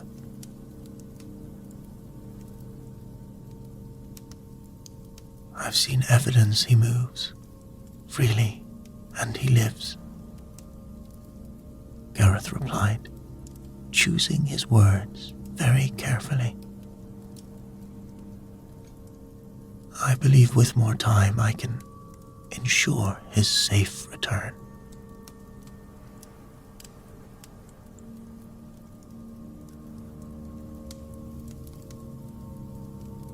After a long moment, the king nodded.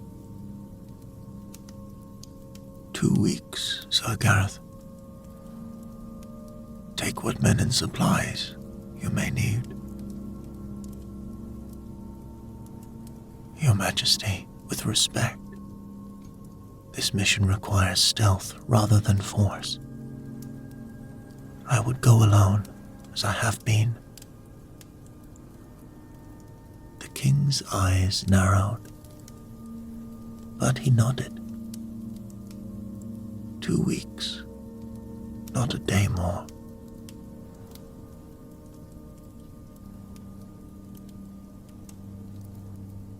And as Gareth left the great hall,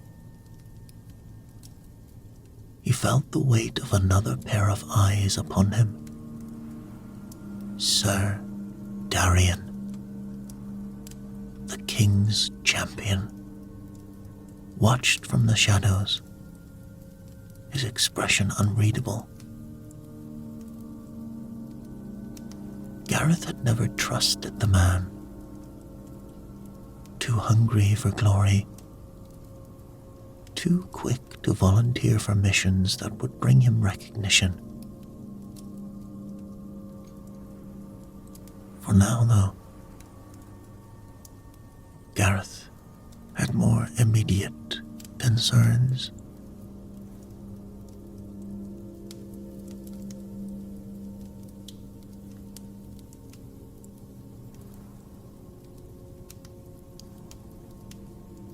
Your father has given us 2 weeks, Gareth explained to Prince Rowan upon his return to the cave.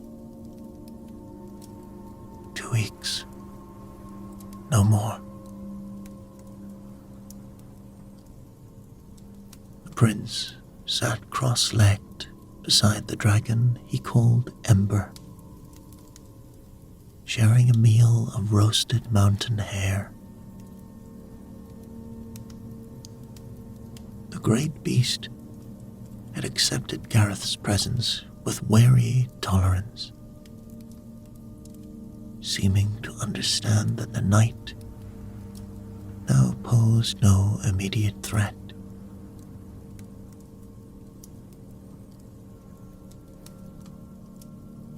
Then we must be ready, Rowan said.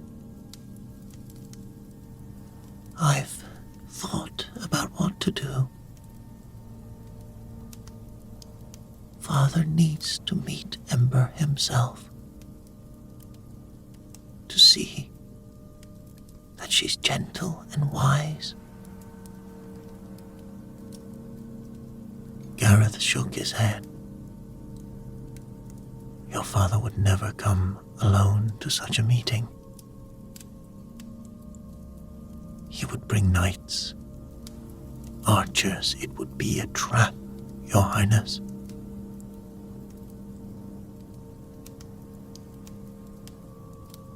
Then we must convince him before he comes, the prince insisted.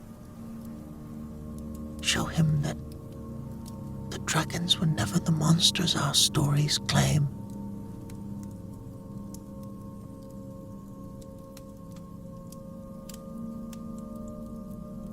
And so, over the following days, an unlikely alliance formed between the knight, the prince, and the dragon. While Ember hunted in the high peaks, Gareth and Rowan explored deeper into the cave system. And what they discovered changed everything Gareth thought he knew about dragons.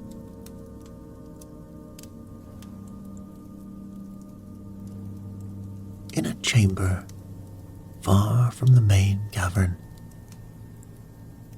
ancient drawings covered the walls.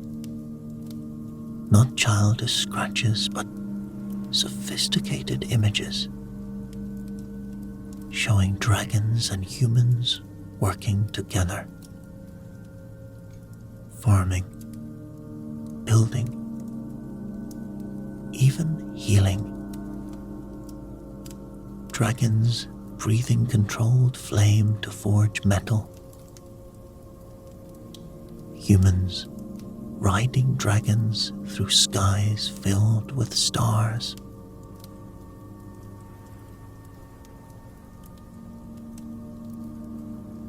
These must be thousands of years old, Gareth marveled, his torch illuminating page after page of history no human had seen for centuries.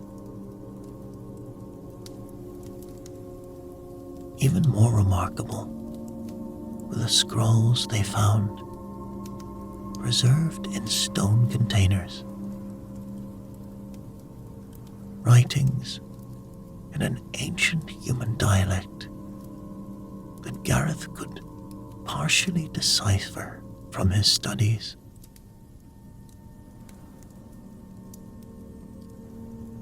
They spoke of a time when dragons and humans lived in harmony, before wars and misunderstandings drove them apart.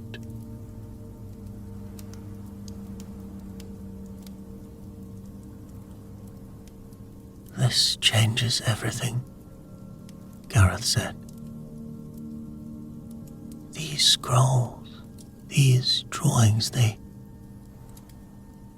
prove dragons weren't always our enemies. The prince nodded eagerly. Now, we just need to convince Father.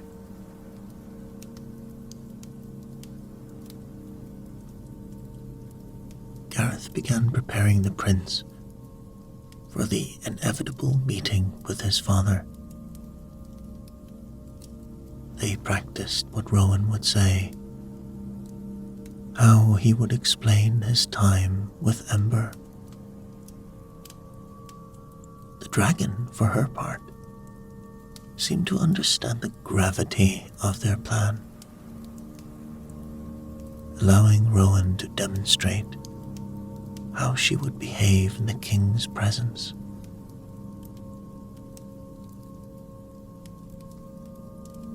Meanwhile, Gareth created packages of evidence, carefully selected scrolls, drawings copied from the cave walls, even a small chest of dragon scales Ember had shed naturally.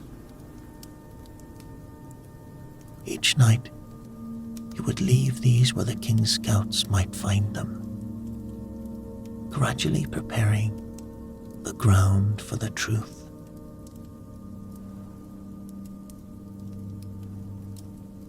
But fate rarely allows for perfect plans. On the 10th day, as Gareth returned from placing another evidence package, he spotted movement on the path below. Armor glinting in the afternoon sun. Sir Darian, leading a small party of knights, ascending the mountain. Gareth raced back to the cave, his heart pounding. "We've been discovered," he told Rowan and Ember. "The king's champion approaches with men." "How?" the prince asked, his face pale. "We've been so careful." Darian must have grown suspicious. He's always resented me. Gareth checked his sword. He was jealous that I received this job. You should hide deeper in the cave while I intercept them.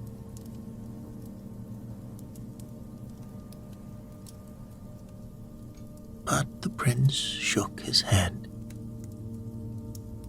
"No. If they found us,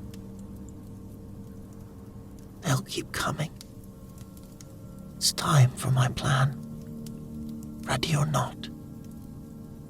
"Your Highness, I am still your prince," Rowan said firmly. "And I say we stand our ground. Ember will not harm them unless they attack first. I will speak to Sir Darian. Make him understand."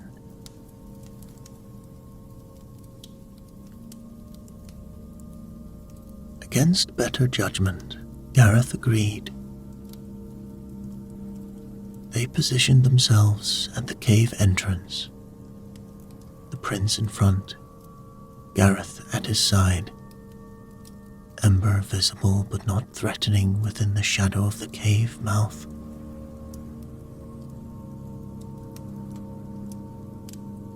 When Sir Darian's party rounded the final bend in the path and saw them, chaos erupted.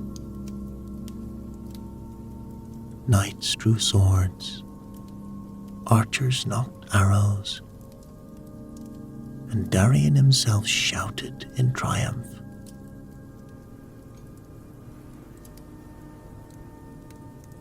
"Stand aside, Sir Gareth. The prince is bewitched by the beast." "I am not bewitched," Rowan called back. "Ember saved me. She's been protecting me." "Lies spread by the creature's magic," Darian spat. "Your father sent me to finish what the traitor Sir Gareth would not." He raised his sword. "Men, prepare to..." "You will listen to me." The prince's voice rang with authority that belied his years. "I am Rowan, son of Edmund, heir to the throne of Alberon, and I command you to lower your weapons."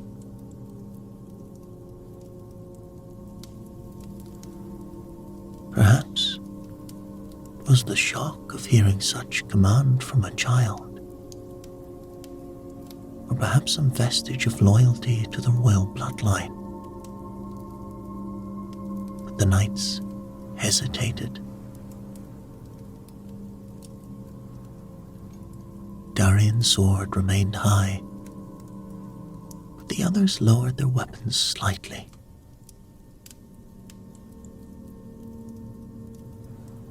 The dragon could have killed me many times, Rowan continued, stepping forward.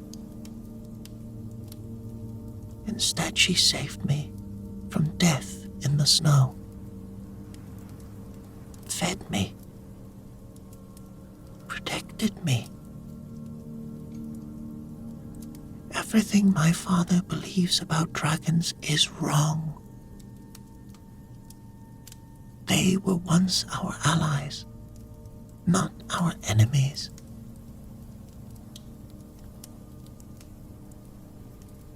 Darian sneered. Childish fantasy. Stand aside, Your Highness. Let us do our duty. Your duty is to me, Rowan replied. And I say you will not harm this dragon.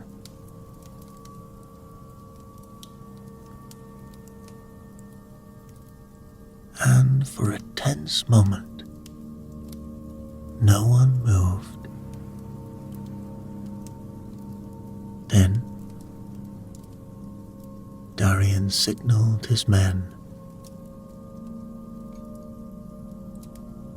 Take the prince, kill the beast, and the traitor.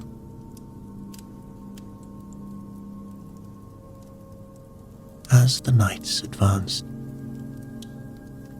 Ember moved with unexpected speed, placing herself between the threat and Prince Rowan.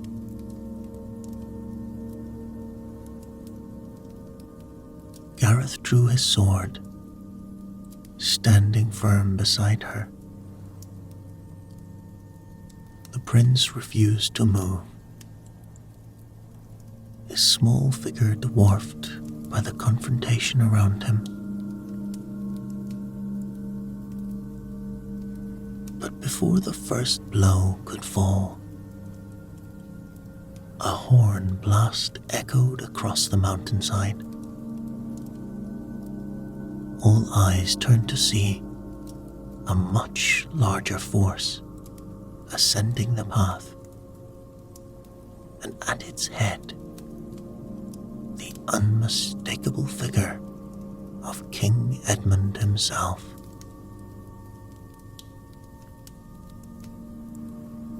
Father, Rowan cried.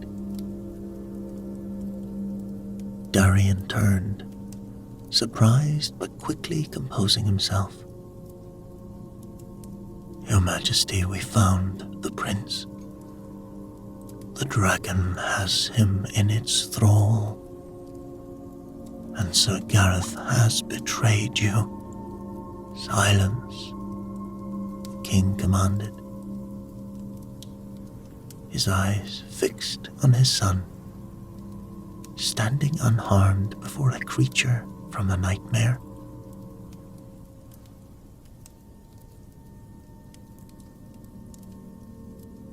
Silence all.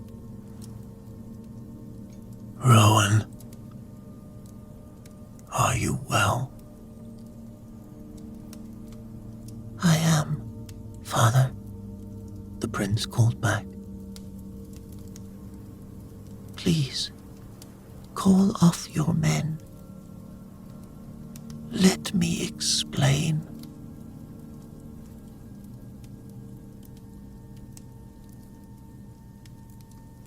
The king raised his hand, halting his forces. He dismounted, approaching slowly, his hand on his sword. Explain quickly, my son. That beast stands behind you, ready to strike.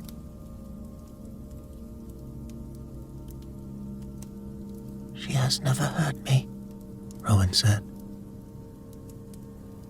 She saved me when I was lost in the mountains. Everything you believe about dragons is wrong, Father. The boy gestured to Gareth. Show him what we found. Gareth stepped forward cautiously, producing the ancient scrolls and drawings they had discovered. Your Majesty, these were hidden deep in the cave. They show a different history than the one we've been taught. Dragons and humans once lived in peace. The king barely glanced at the evidence, his eyes never leaving the dragon. A clever deception. Dragons are killers, boy. They destroyed entire villages in your grandfather's time. Because we hunted them first, Rowan cried. We drove them from their lands, killed their young. This is the last dragon, Father. The very last. And she chose mercy over vengeance when she found me.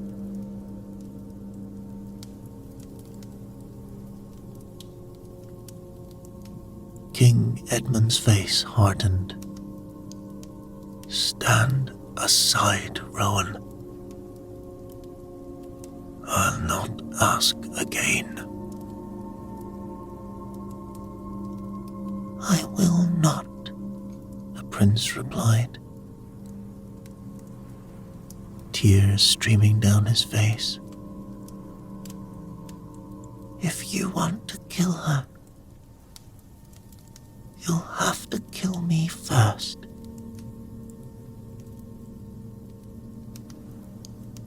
The king blanched. Bewitchment, just as Darian said. Archers.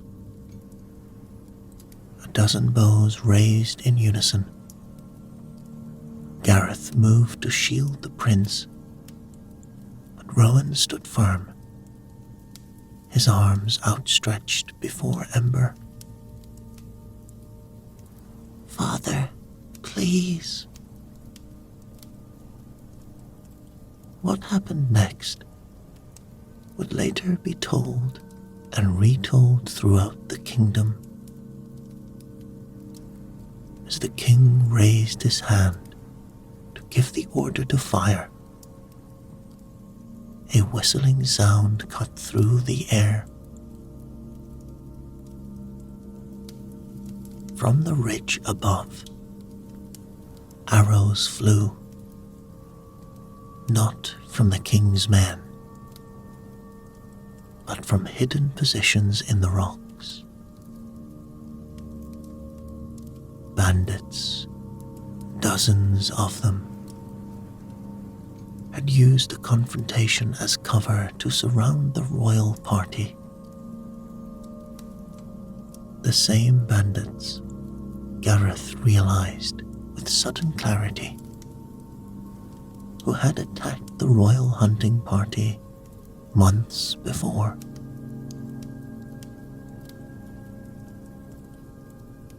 The first volley felled 3 of the king's knights. The second was aimed directly at King Edmund himself. Without hesitation, Ember the dragon launched from her position, her massive wings carrying her forward with incredible speed. She placed her body between the king and the incoming arrows, roaring in pain as they struck her scales. "Father," Rowan cried, running to the king. For a frozen moment, King Edmund stared in disbelief at the dragon that had just saved his life. Then, battle erupted around them as bandits swarmed down from the ridges.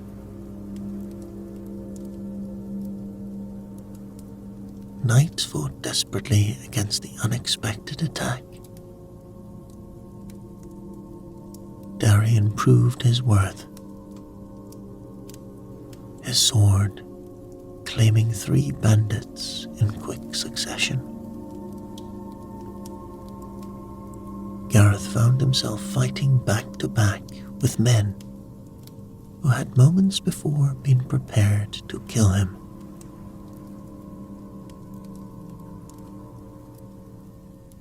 But it was Ember who turned the tide.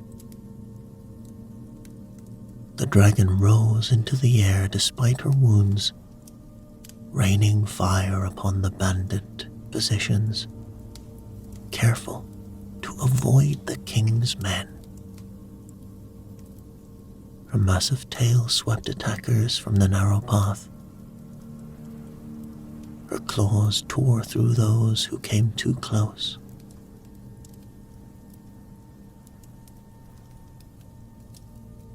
When the last bandit fell, an uneasy quiet descended upon the mountainside. Ember landed heavily near the cave entrance, blood flowing from a dozen arrow wounds.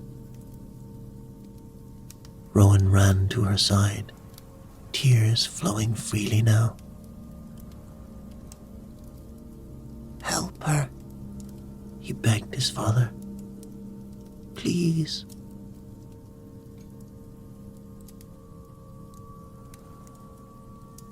King Edmund stood motionless,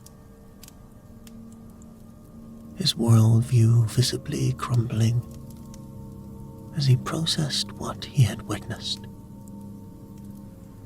The dragon he had come to kill had saved his life, protected his son, fought alongside his knights. His eyes met Gareth's. "You knew." It wasn't a question.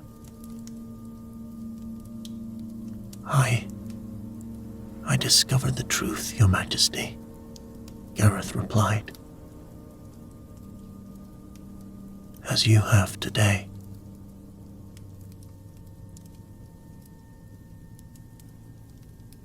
The king approached the wounded dragon slowly, his hand no longer on his sword.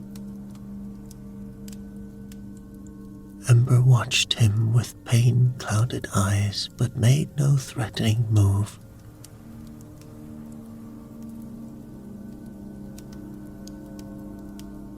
"You saved my son," the king said quietly. "And now, you've saved me as well." He knelt beside the great creature, touching one of the wounds gently. "Master Darien, fetch the royal physician quickly."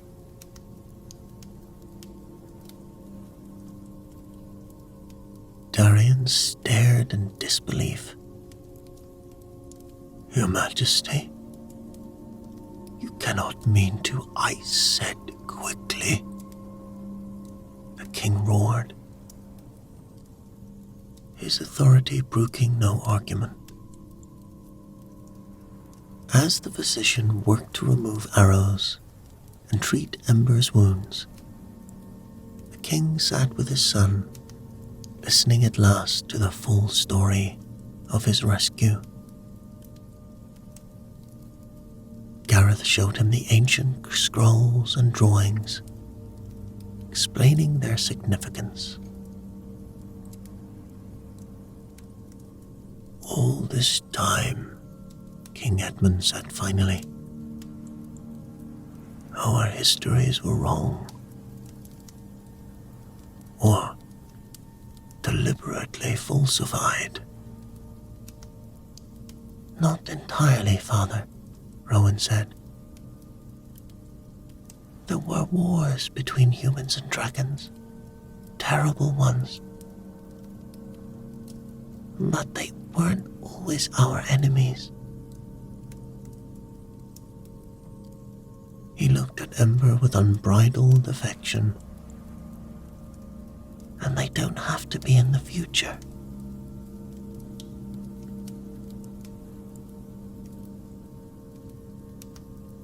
The king was silent for a long moment,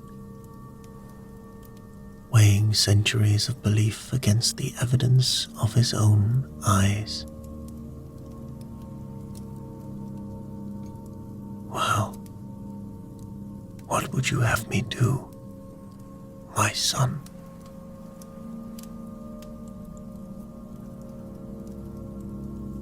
"Let her live in peace," Rowan said immediately. "Establish these mountains as a sanctuary, and let me visit her." He hesitated. I know I must return to the castle, to my duties. But Ember is my friend. I won't abandon her."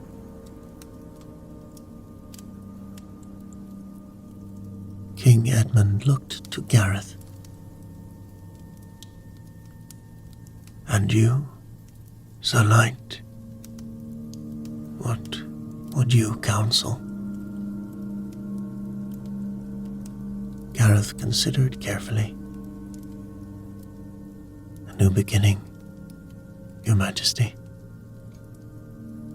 A chance to right ancient wrongs. Perhaps one day, if there are more dragons, to rebuild what was lost between our kinds."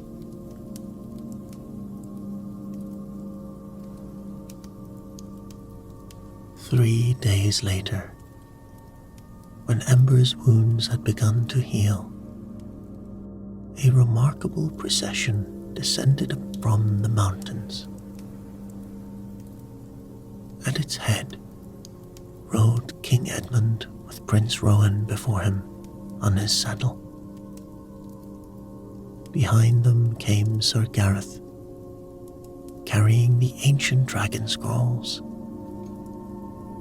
And most remarkably of all, walking with careful dignity despite her injuries, came Ember. The people of the nearest village fled indoors at the sight of a living dragon approaching with their king. But as days passed and Ember remained peaceful, curiosity overcame fear. Children were the first to approach, marveling at her scales and gentle demeanor. The adults followed more cautiously.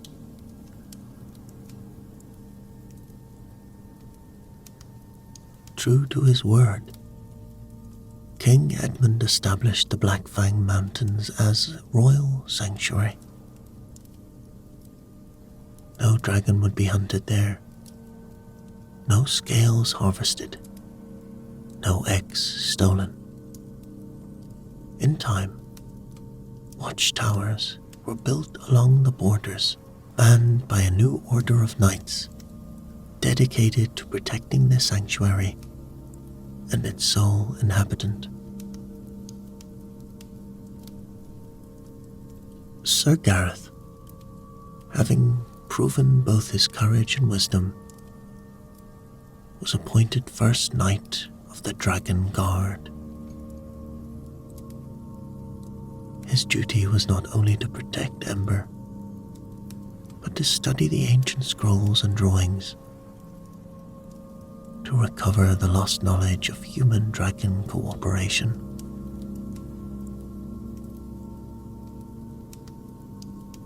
Prince Rowan divided his time between royal duties at the castle and visits to his dragon friend. Under Gareth's guidance, he too studied the ancient knowledge, preparing for a day when he would rule, perhaps oversee a new era of peace between the species. And Ember, no longer the last dragon hiding in fear, took to the skies above her sanctuary, her copper scales gleaming in the sunlight. A living legend reborn from the shadows of myth.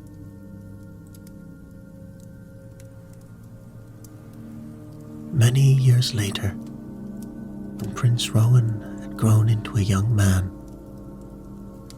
and Sir Gareth's hair had begun to grey, Ember led them to a hidden chamber deep within her mountain home. There, nestled in a bed of heated stones, lay 3 large eggs, their shells gleaming with iridescent patterns.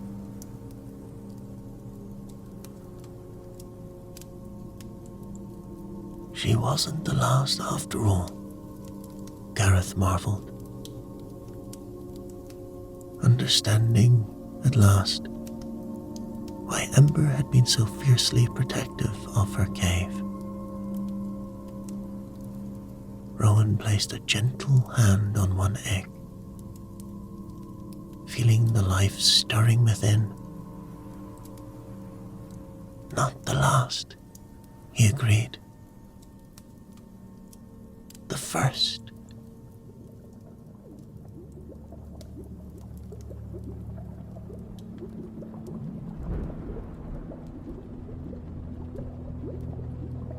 Inside the medieval apothecary shop, dried herbs hung from weathered ceiling beams in neat bundles. A fire crackled beneath bubbling copper pots, filling the air with the sweet scent of healing brews.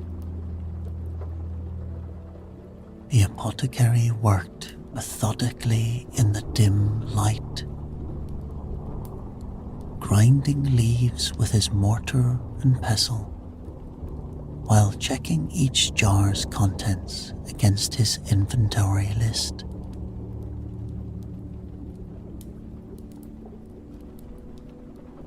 Rain pelted the leaded glass windows as evening settled over the town. He paused his work, listening to the steady drumming. The storm had grown fierce enough to drive most townspeople indoors, leaving the narrow streets empty, save for the occasional hurried vicar rushing past his shop.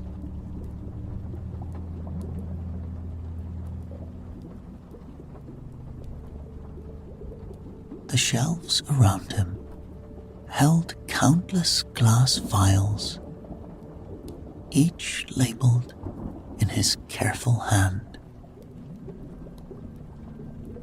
Some contained common remedies: feverfew, chamomile, willow bark, while others held rarer substances, their contents gleaming mysteriously in the firelight. A collection of surgical tools lay clean and ready on a worn wooden table. polished surfaces reflecting the warm glow of fat, burning lamps.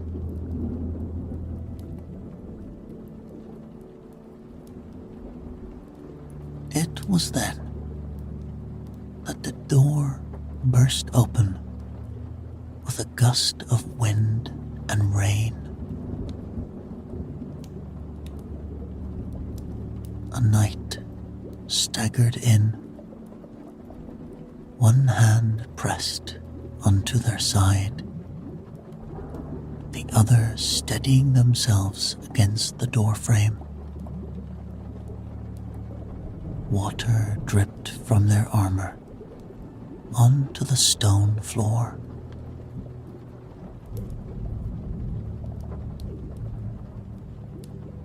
"I require treatment," the knight said, voice muffled by their helmet. Despite the obvious pain, they remained rigidly upright.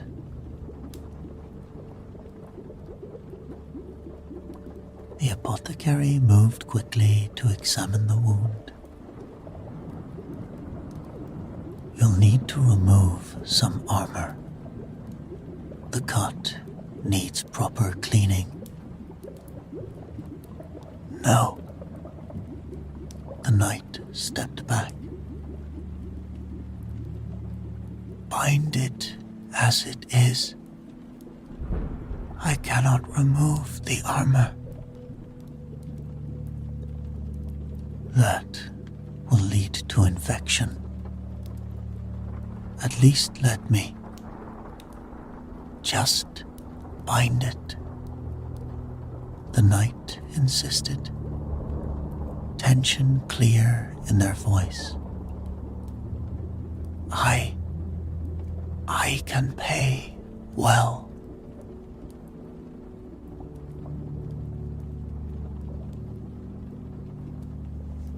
The apothecary frowned, but gathered his supplies.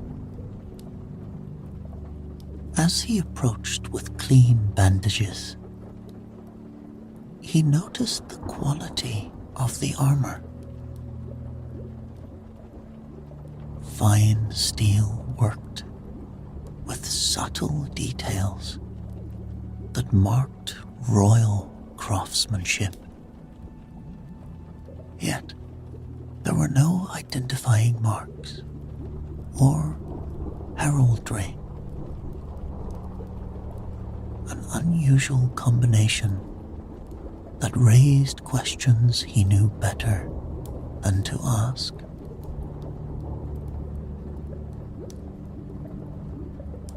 Thunder rolled overhead as he began his work, the knight remaining silent and still beneath his hands.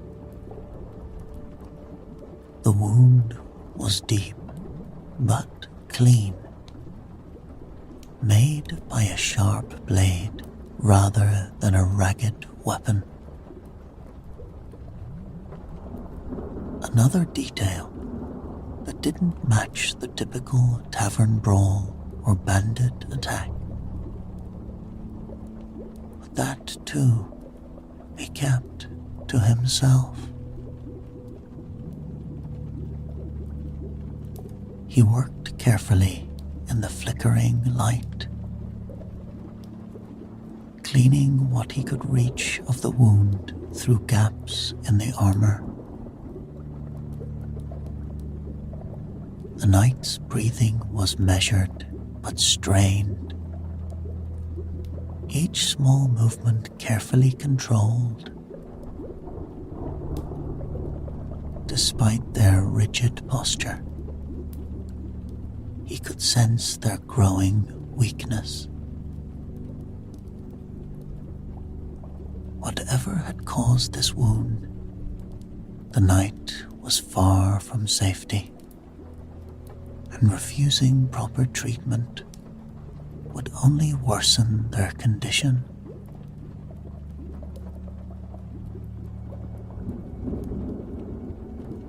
As he reached for more bandages, a flash of lightning illuminated the shop. In that brief moment, he caught a glimpse of something that made him pause. A subtle pattern etched into the armor's shoulder plate. One he'd definitely seen before in the royal court's guard. But before he could process this detail, thunder crashed overhead, and the knight swayed slightly, their composed facade beginning to crack.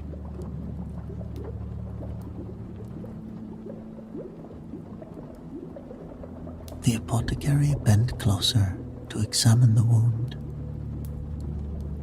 frowning as he noticed an unusual purple tinge at its edges. His fingers froze. He knew that color, a telltale sign of nightshade-based poison, the kind used exclusively by royal assassins.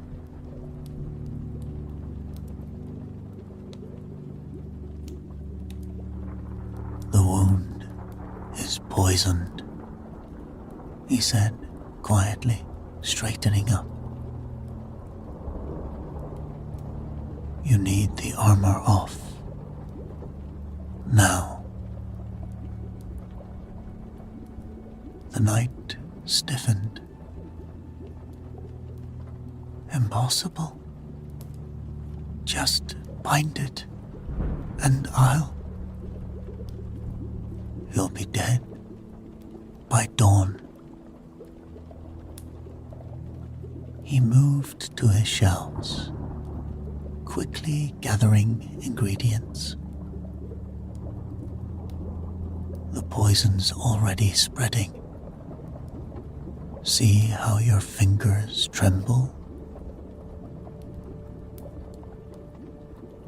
The knight looked down at their gauntleted hand, now visibly shaking.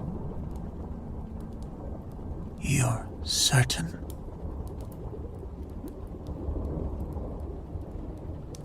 Purple-tipped nightshade. Royal court poison.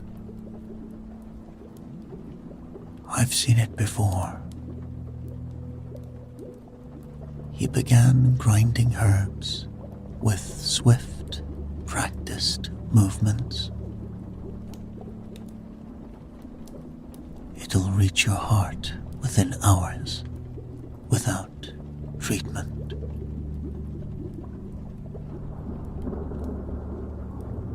Thunder crashed outside as the night seemed to wage an internal battle. Finally, they spoke, voice weaker than before. You cannot tell anyone what you see.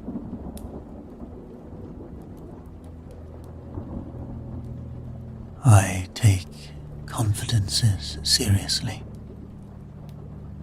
but we're wasting time. The knight struggled with the armor clasps, movements growing clumsy. The apothecary stepped forward to help, carefully removing the chest plate. The wound beneath was worse than he thought.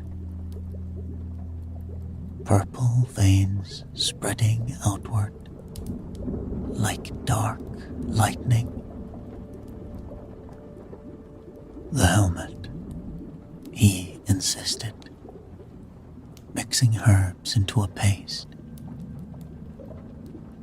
The poison will affect your mind soon.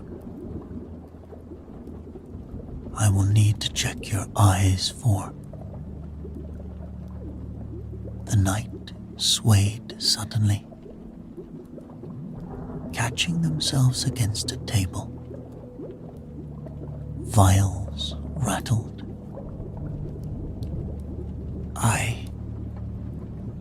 No, I cannot. You can, and you must. He stepped closer, voice firm. Now.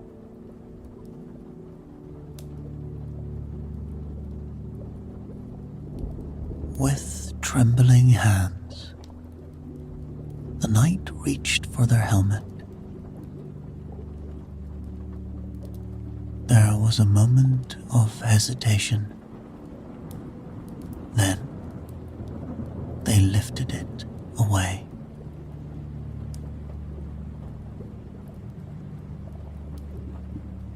Long dark hair fell free, framing a face the apothecary had never thought to see again. Despite the years between then and now, he knew those eyes immediately.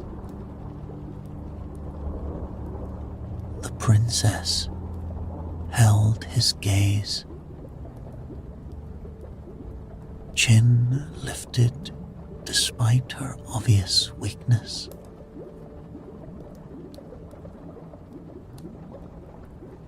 "Hello, Thomas," she said softly.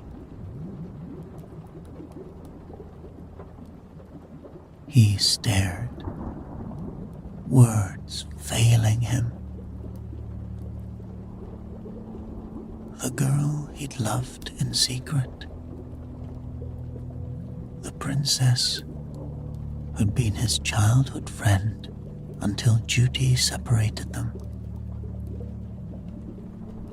She stood before him now, poisoned and in disguise.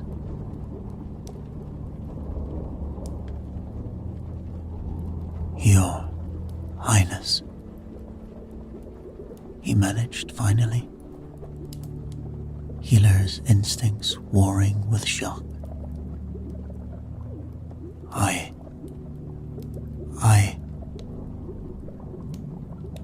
She stumbled then, poison taking its toll. He caught her automatically. Years of formality forgotten in urgency. She felt smaller without the armor, more like the girl he remembered.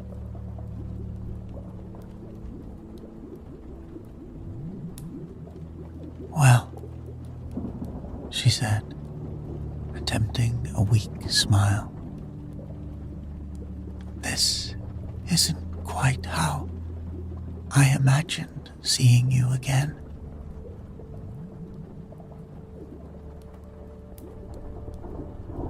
The poison's purple traces were spreading visibly now. Dark veins creeping up her neck. Her skin had taken on a grayish tinge, and her breathing grew more labored. Thomas pushed aside his shock and confusion, forcing himself to focus on the immediate threat. "We must act quickly," he said, guiding her to a chair. The poison is spreading faster than I feared.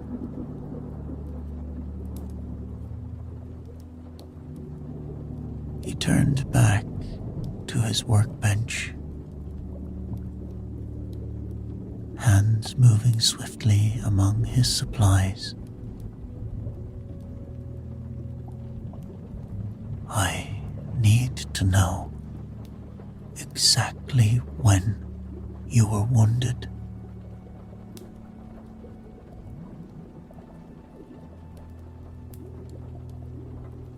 I think 2 hours ago, she managed, gripping the chair's arms as another wave of dizziness hit. 2 hours ago, just outside the city's walls.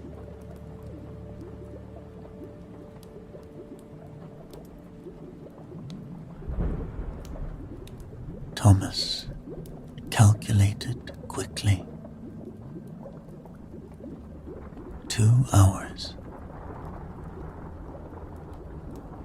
The poison would reach her heart by dawn. Less time than he'd hoped. But enough if they worked quickly. He refused to consider the alternative. Not when he just found her again.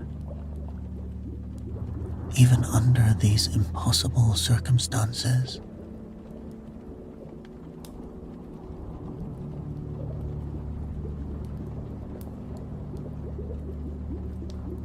Stay with me, he urged, reaching for his strongest antidote herbs. We have work to do.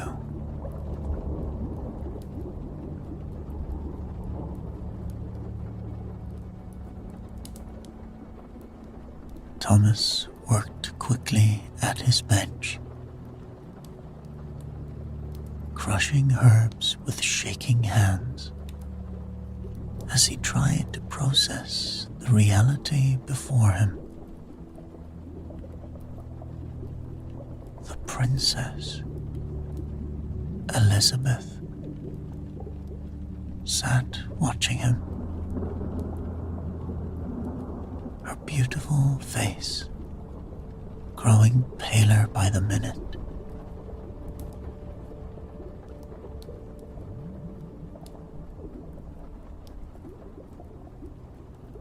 I need to know what really happened, he said, keeping his voice steady.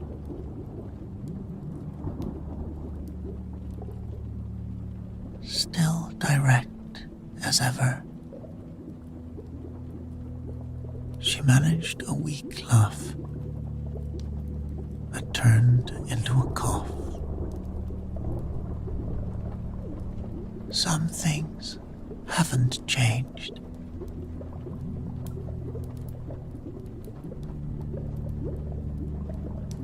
Many things have changed,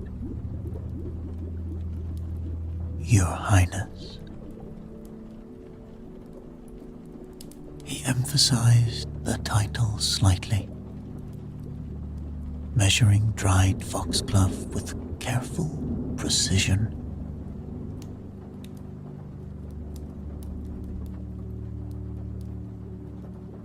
Don't. She gripped the chair tighter as another wave of dizziness hit. Please, don't call me that. Not here. Not now.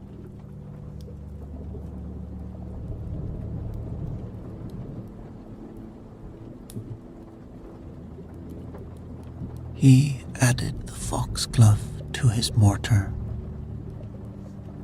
grinding it perhaps harder than necessary.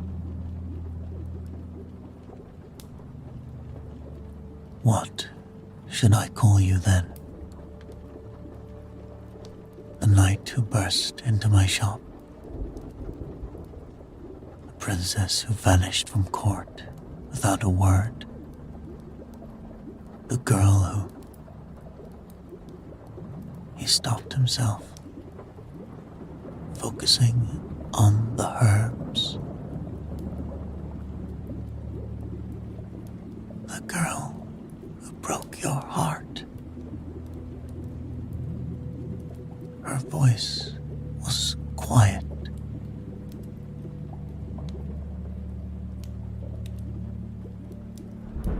We need to focus on the poison, he said firmly, though his hand had stilled. I'm seeing signs of nightshade, but there's something else.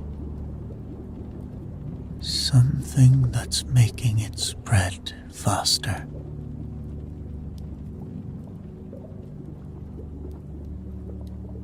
She nodded, professional despite her growing weakness.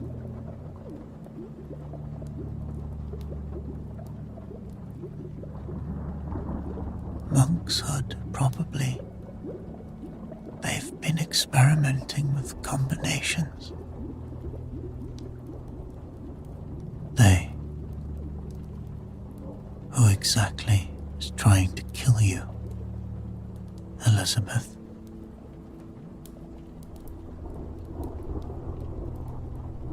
She met his gaze, and for a moment he saw past the years of separation to the girl who used to sneak out of the castle gardens to meet him.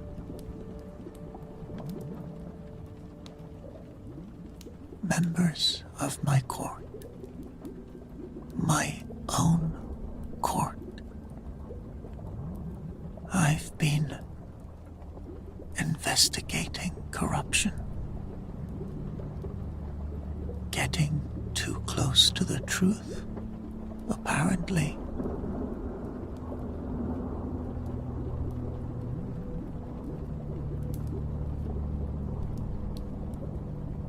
Thomas turned back to his workbench, adding ingredients to a copper pot, heating over the fire. The familiar motions helped steady him.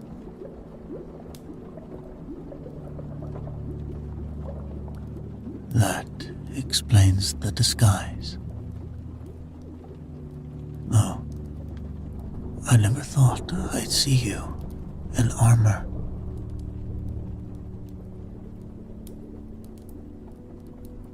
You'd be surprised what I've learned to do.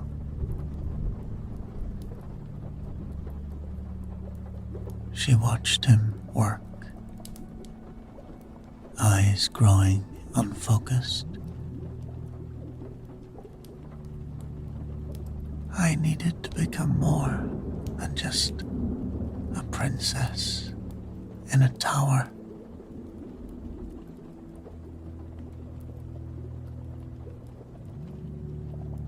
And now, you're a poisoned knight in an apothecary shop. He stirred the mixture,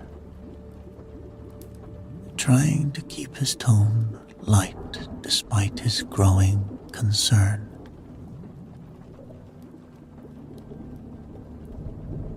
The poison was now spreading faster.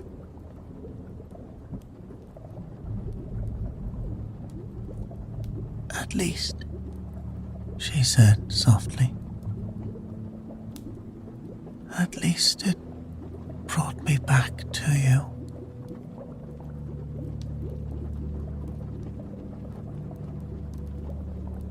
He nearly dropped his spoon, but before he could respond, she slumped forward, consciousness finally giving way to the poison's effects.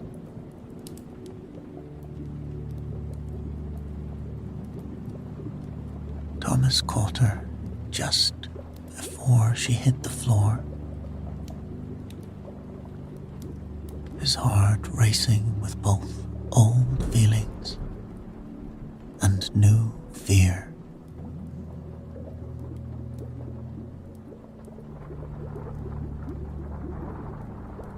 The antidote wasn't ready,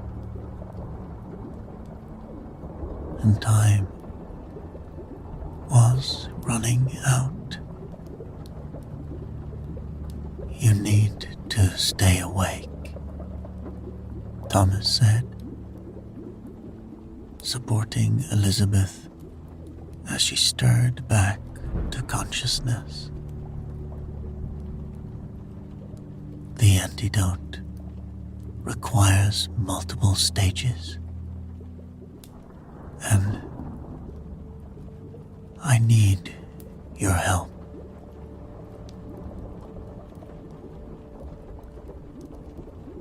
She blinked, forcing her eyes to focus. Then tell me what to do.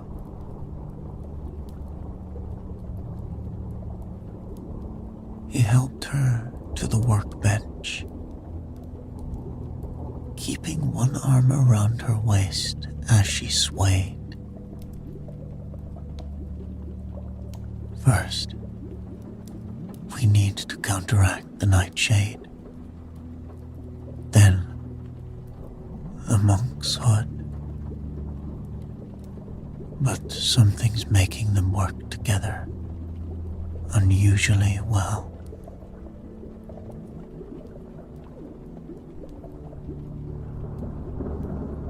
As he worked, combining ingredients with swift precision, Elizabeth watched his hands. You were always good at this. Even in the castle gardens, you knew every plant's purpose.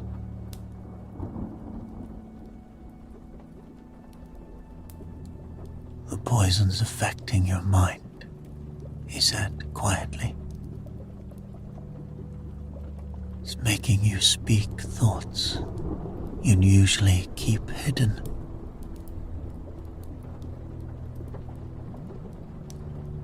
Truth serum, she managed, a weak laugh. Of course. They are clever. She gripped the bench as another wave of dizziness hit. Though, perhaps not as clever as they think.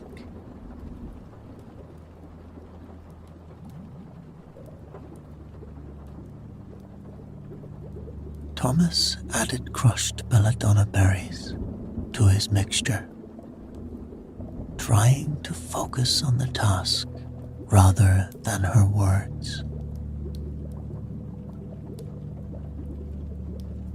This first stage needs to simmer for exactly 7 minutes. Count with me. It'll help keep you alert.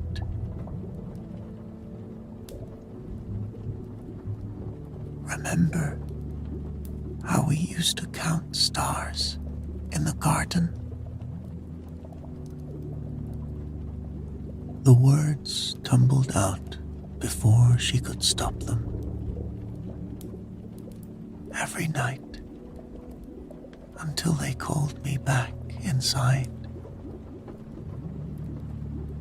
He kept stirring, jaw tight. Elizabeth, I kept every letter you sent me, she continued, the truth serum loosening her tongue. Even after I had to stop replying. Father's orders, of course. A princess couldn't be seen corresponding with a commoner. His voice was sharp,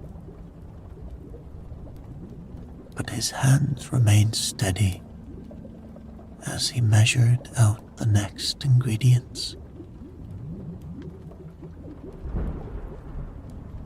With anyone who made me happy. She reached for a jar he needed.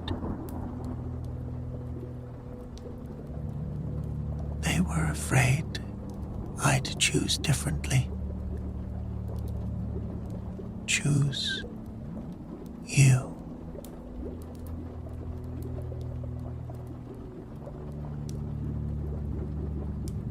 The mixture bubbled, giving off purple steam. Thomas added powdered herbs, counting under his breath. You made your choice clear enough.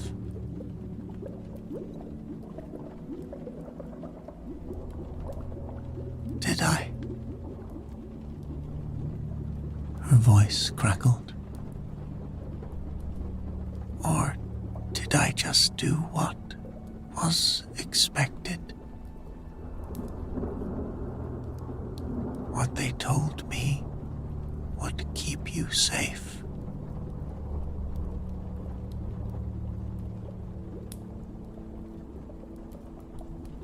He paused, looking at her properly for the first time since the revelation.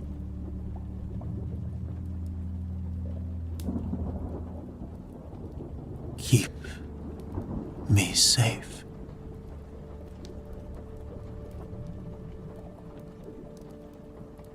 They threatened to have you removed from the city. Permanently.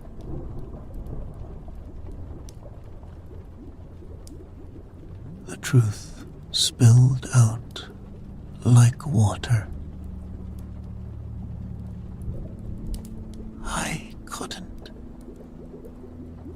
I couldn't be the reason.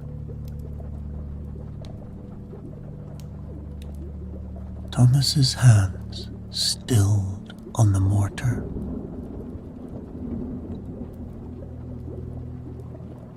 So, you pushed me away instead.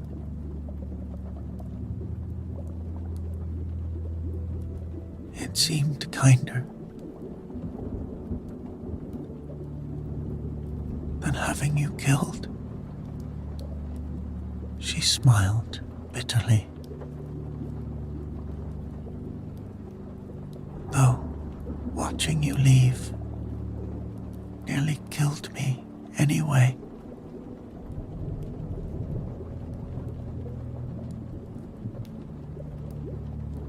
The mixture turned a dangerous red. Thomas quickly added more herbs, forcing himself to focus.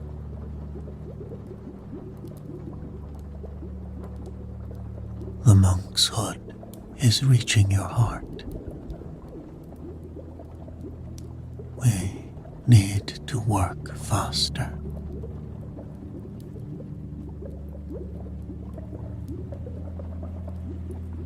She nodded, then stumbled. He caught her again, and for a moment they were too close. Years of separation evaporating in shared breath.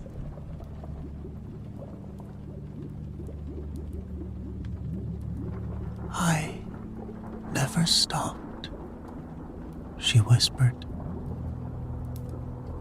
the truth serum pulling words from her heart. Loving you, I mean. Thomas's hands tightened on her arms. Elizabeth, the poison is making me honest. Finally. She met his gaze steadily despite her weakness.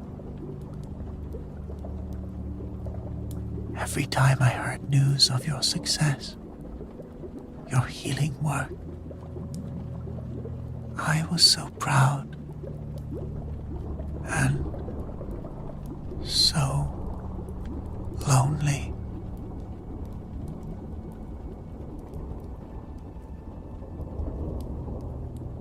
He helped her back to her chair, movements gentle despite his turmoil. We need to focus on saving your life. The past is right here. She interrupted. In this shop, with both of us finally speaking truth.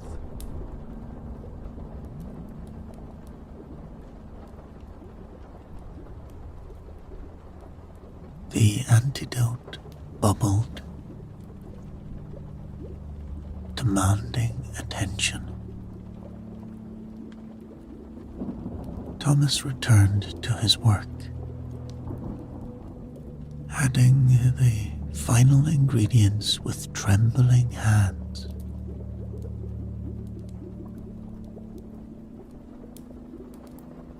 If you survive this, what then?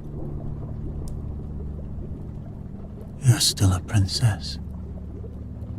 I'm still the man I should have fought for. Her voice was growing weaker, but her words remained clear. Perhaps that's why I'm here. The poison brought me back to you, but the truth serum, that's showing me what I need to do next. The antidote turned a clear, bright blue. Thomas lifted it from the fire, heart pounding with more than just urgency. It's ready. But Elizabeth, the things you're saying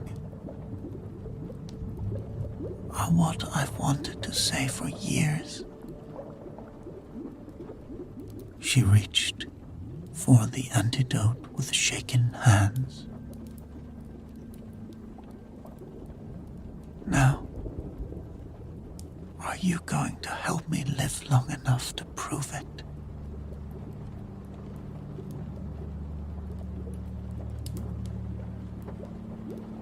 The final stage is complicated, Thomas said,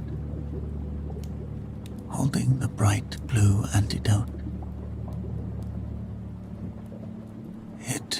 requires blood from both of us. A binding agent. Elizabeth's eyes widened slightly. You mean blood magic? I wouldn't have thought you'd... I learned many things.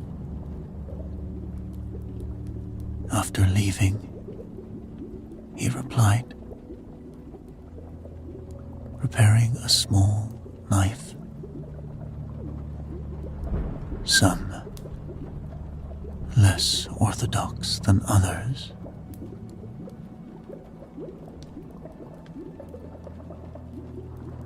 The candlelight cast dancing shadows as he carefully cut his palm,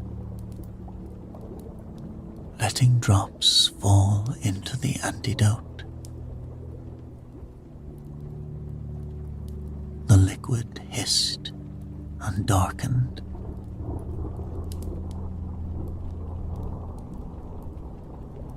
Your turn, he said softly, offering her the knife.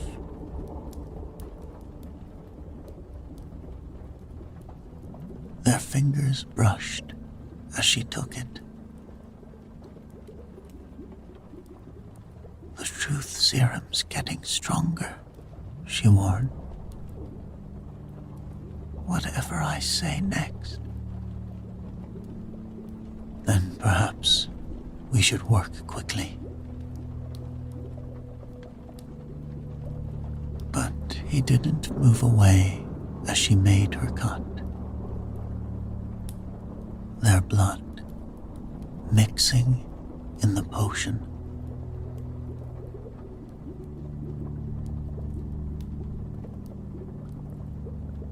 The antidote began to glow, casting their faces in ethereal light.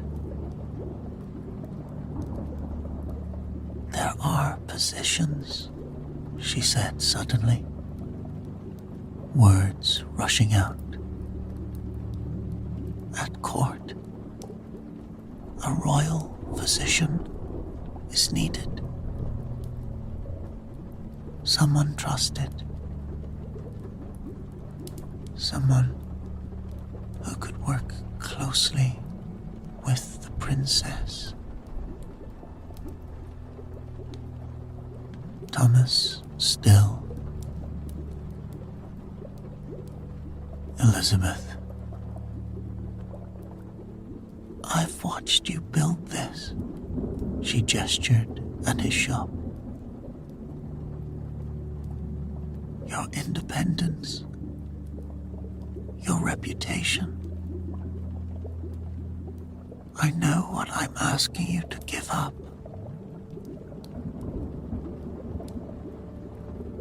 Do you? His voice was rough.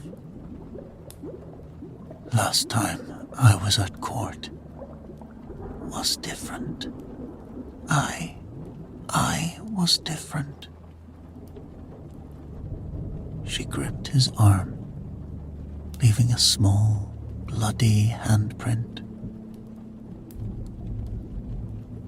I'm not that scared girl anymore. I'm offering you a choice this time, not taking it away.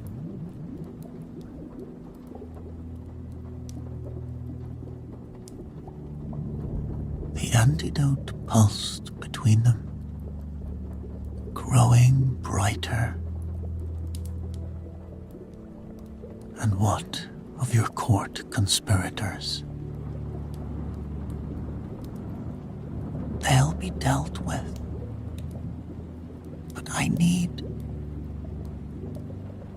She swayed slightly, poison still coursing through her. I need someone I can trust. Someone who knows both medicine and truth.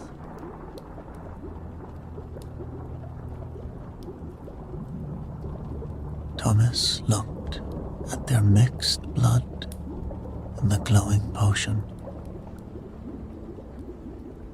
Years of longing, warring with hard-earned wisdom. The court nearly destroyed us once. Then help me change it. Her eyes were bright, not just as my physician, as my partner,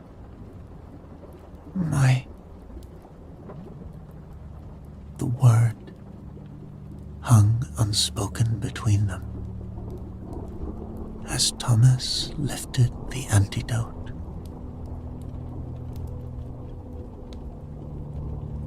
Drink first. Live.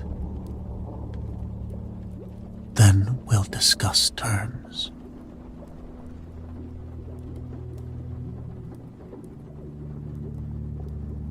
She took the vial with trembling hands. I mean every word. Poison or no poison. I know, he said softly. That's what terrifies me.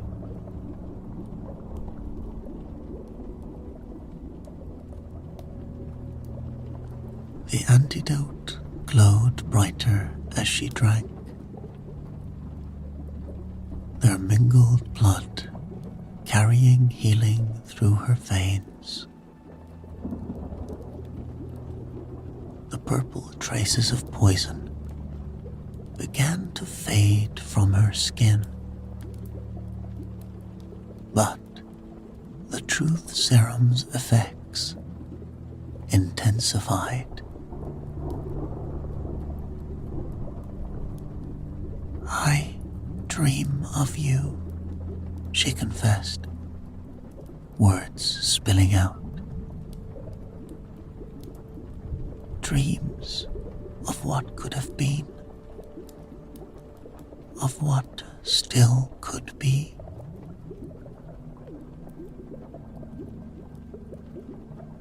Thomas turned away, checking her pulse. Professional mask slipping. Elizabeth, please. No, listen. She caught his hand. Their blood still mingling. I'm offering you more than a position. I'm offering you a way to stay. To be near me without suspicion. To help me make real change.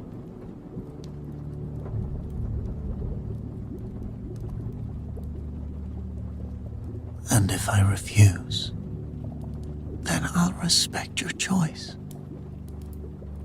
But know this. I'm not leaving your life again. Position or no position. I'll find ways to see you, to work with you, He pressed a finger to her lips, stopping the flow of truth. The antidote needs time to work. Rest.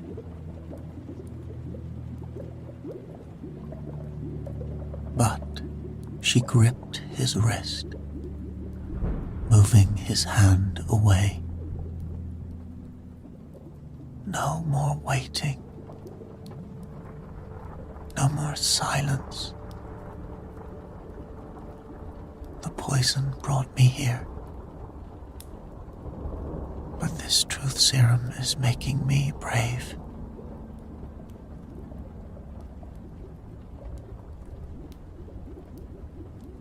I love you, Thomas. Still. Always. And I'm tired of pretending duty means denying my heart.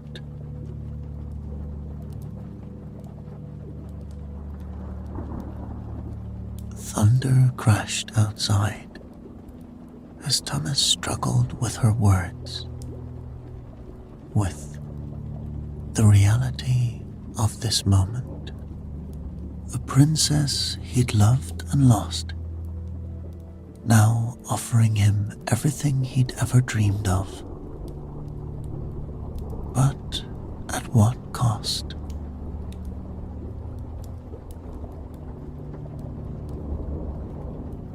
Your life at the court, he began carefully. Your responsibilities will be easier with someone I trust at my side. She touched his face, her hand still bearing traces of their mingled blood. Someone who knows both healing and truth. Someone who can help me transform the court instead of being transformed by it.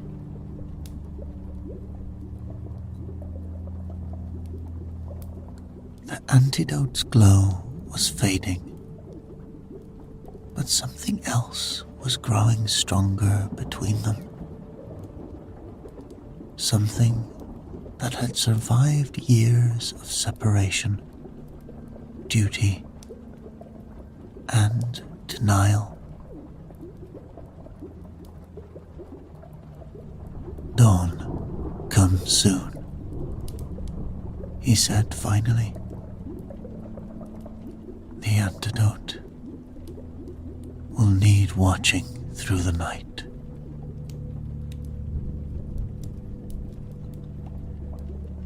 She smiled, reading acceptance in his words. Then we have hours yet to plan our future.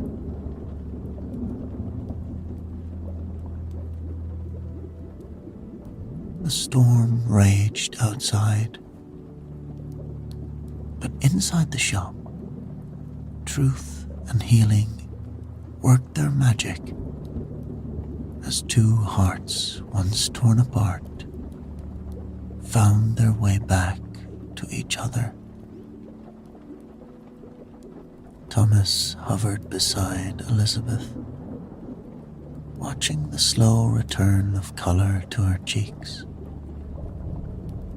The antidote had finally purged the poison from her system.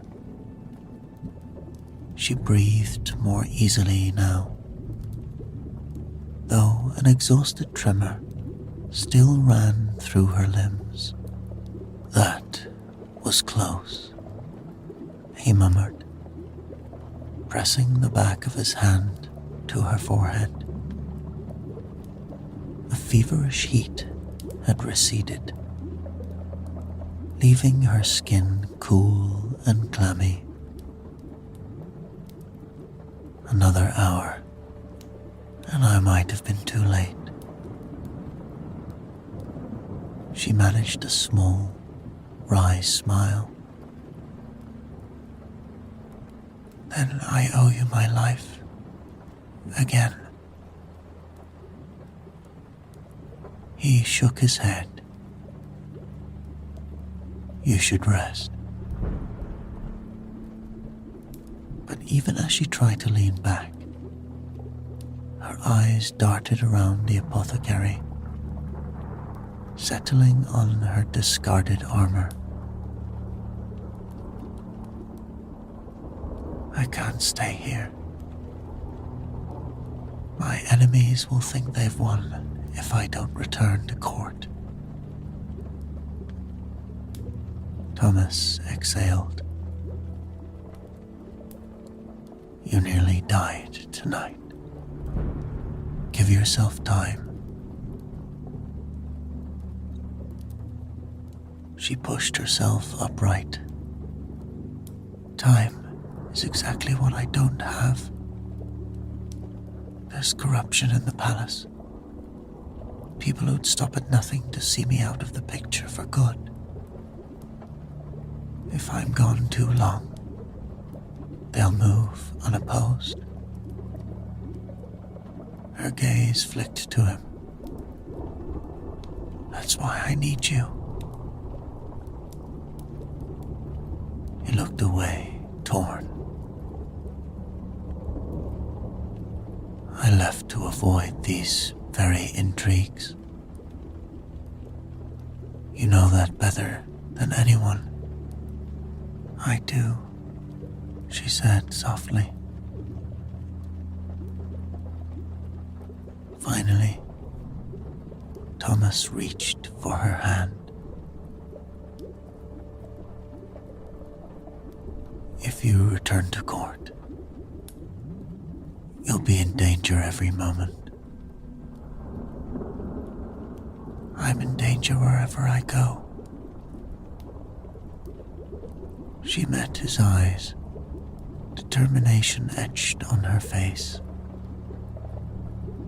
All I can do is meet it head on, with help from someone I trust.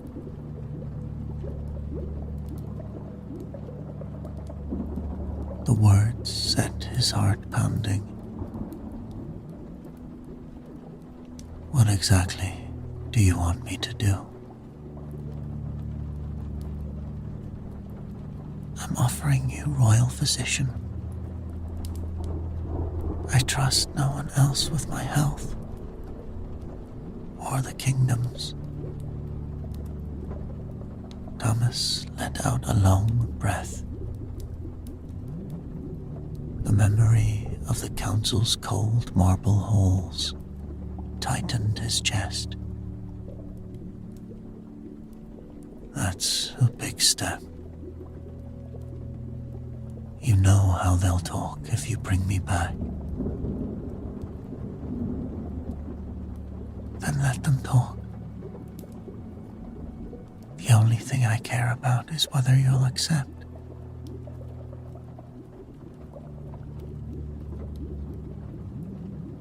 He thought of the early years, when they were barely more than children, roaming the palace gardens, when he shouldn't have even been there.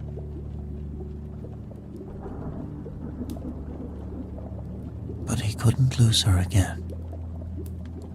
Not like this. I'll do it. If it means I can keep you alive, and maybe root out the source of these attacks. I'll return to court.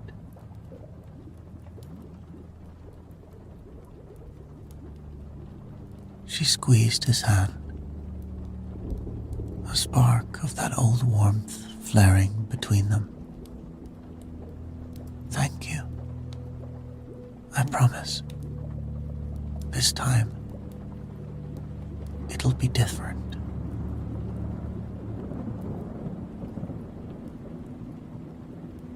He helped her to her feet, and she tested her balance. The deep cut still twinged, but she stood taller with each breath, pressing one hand against fresh bandages. We need a plan. My father will demand answers about this wound.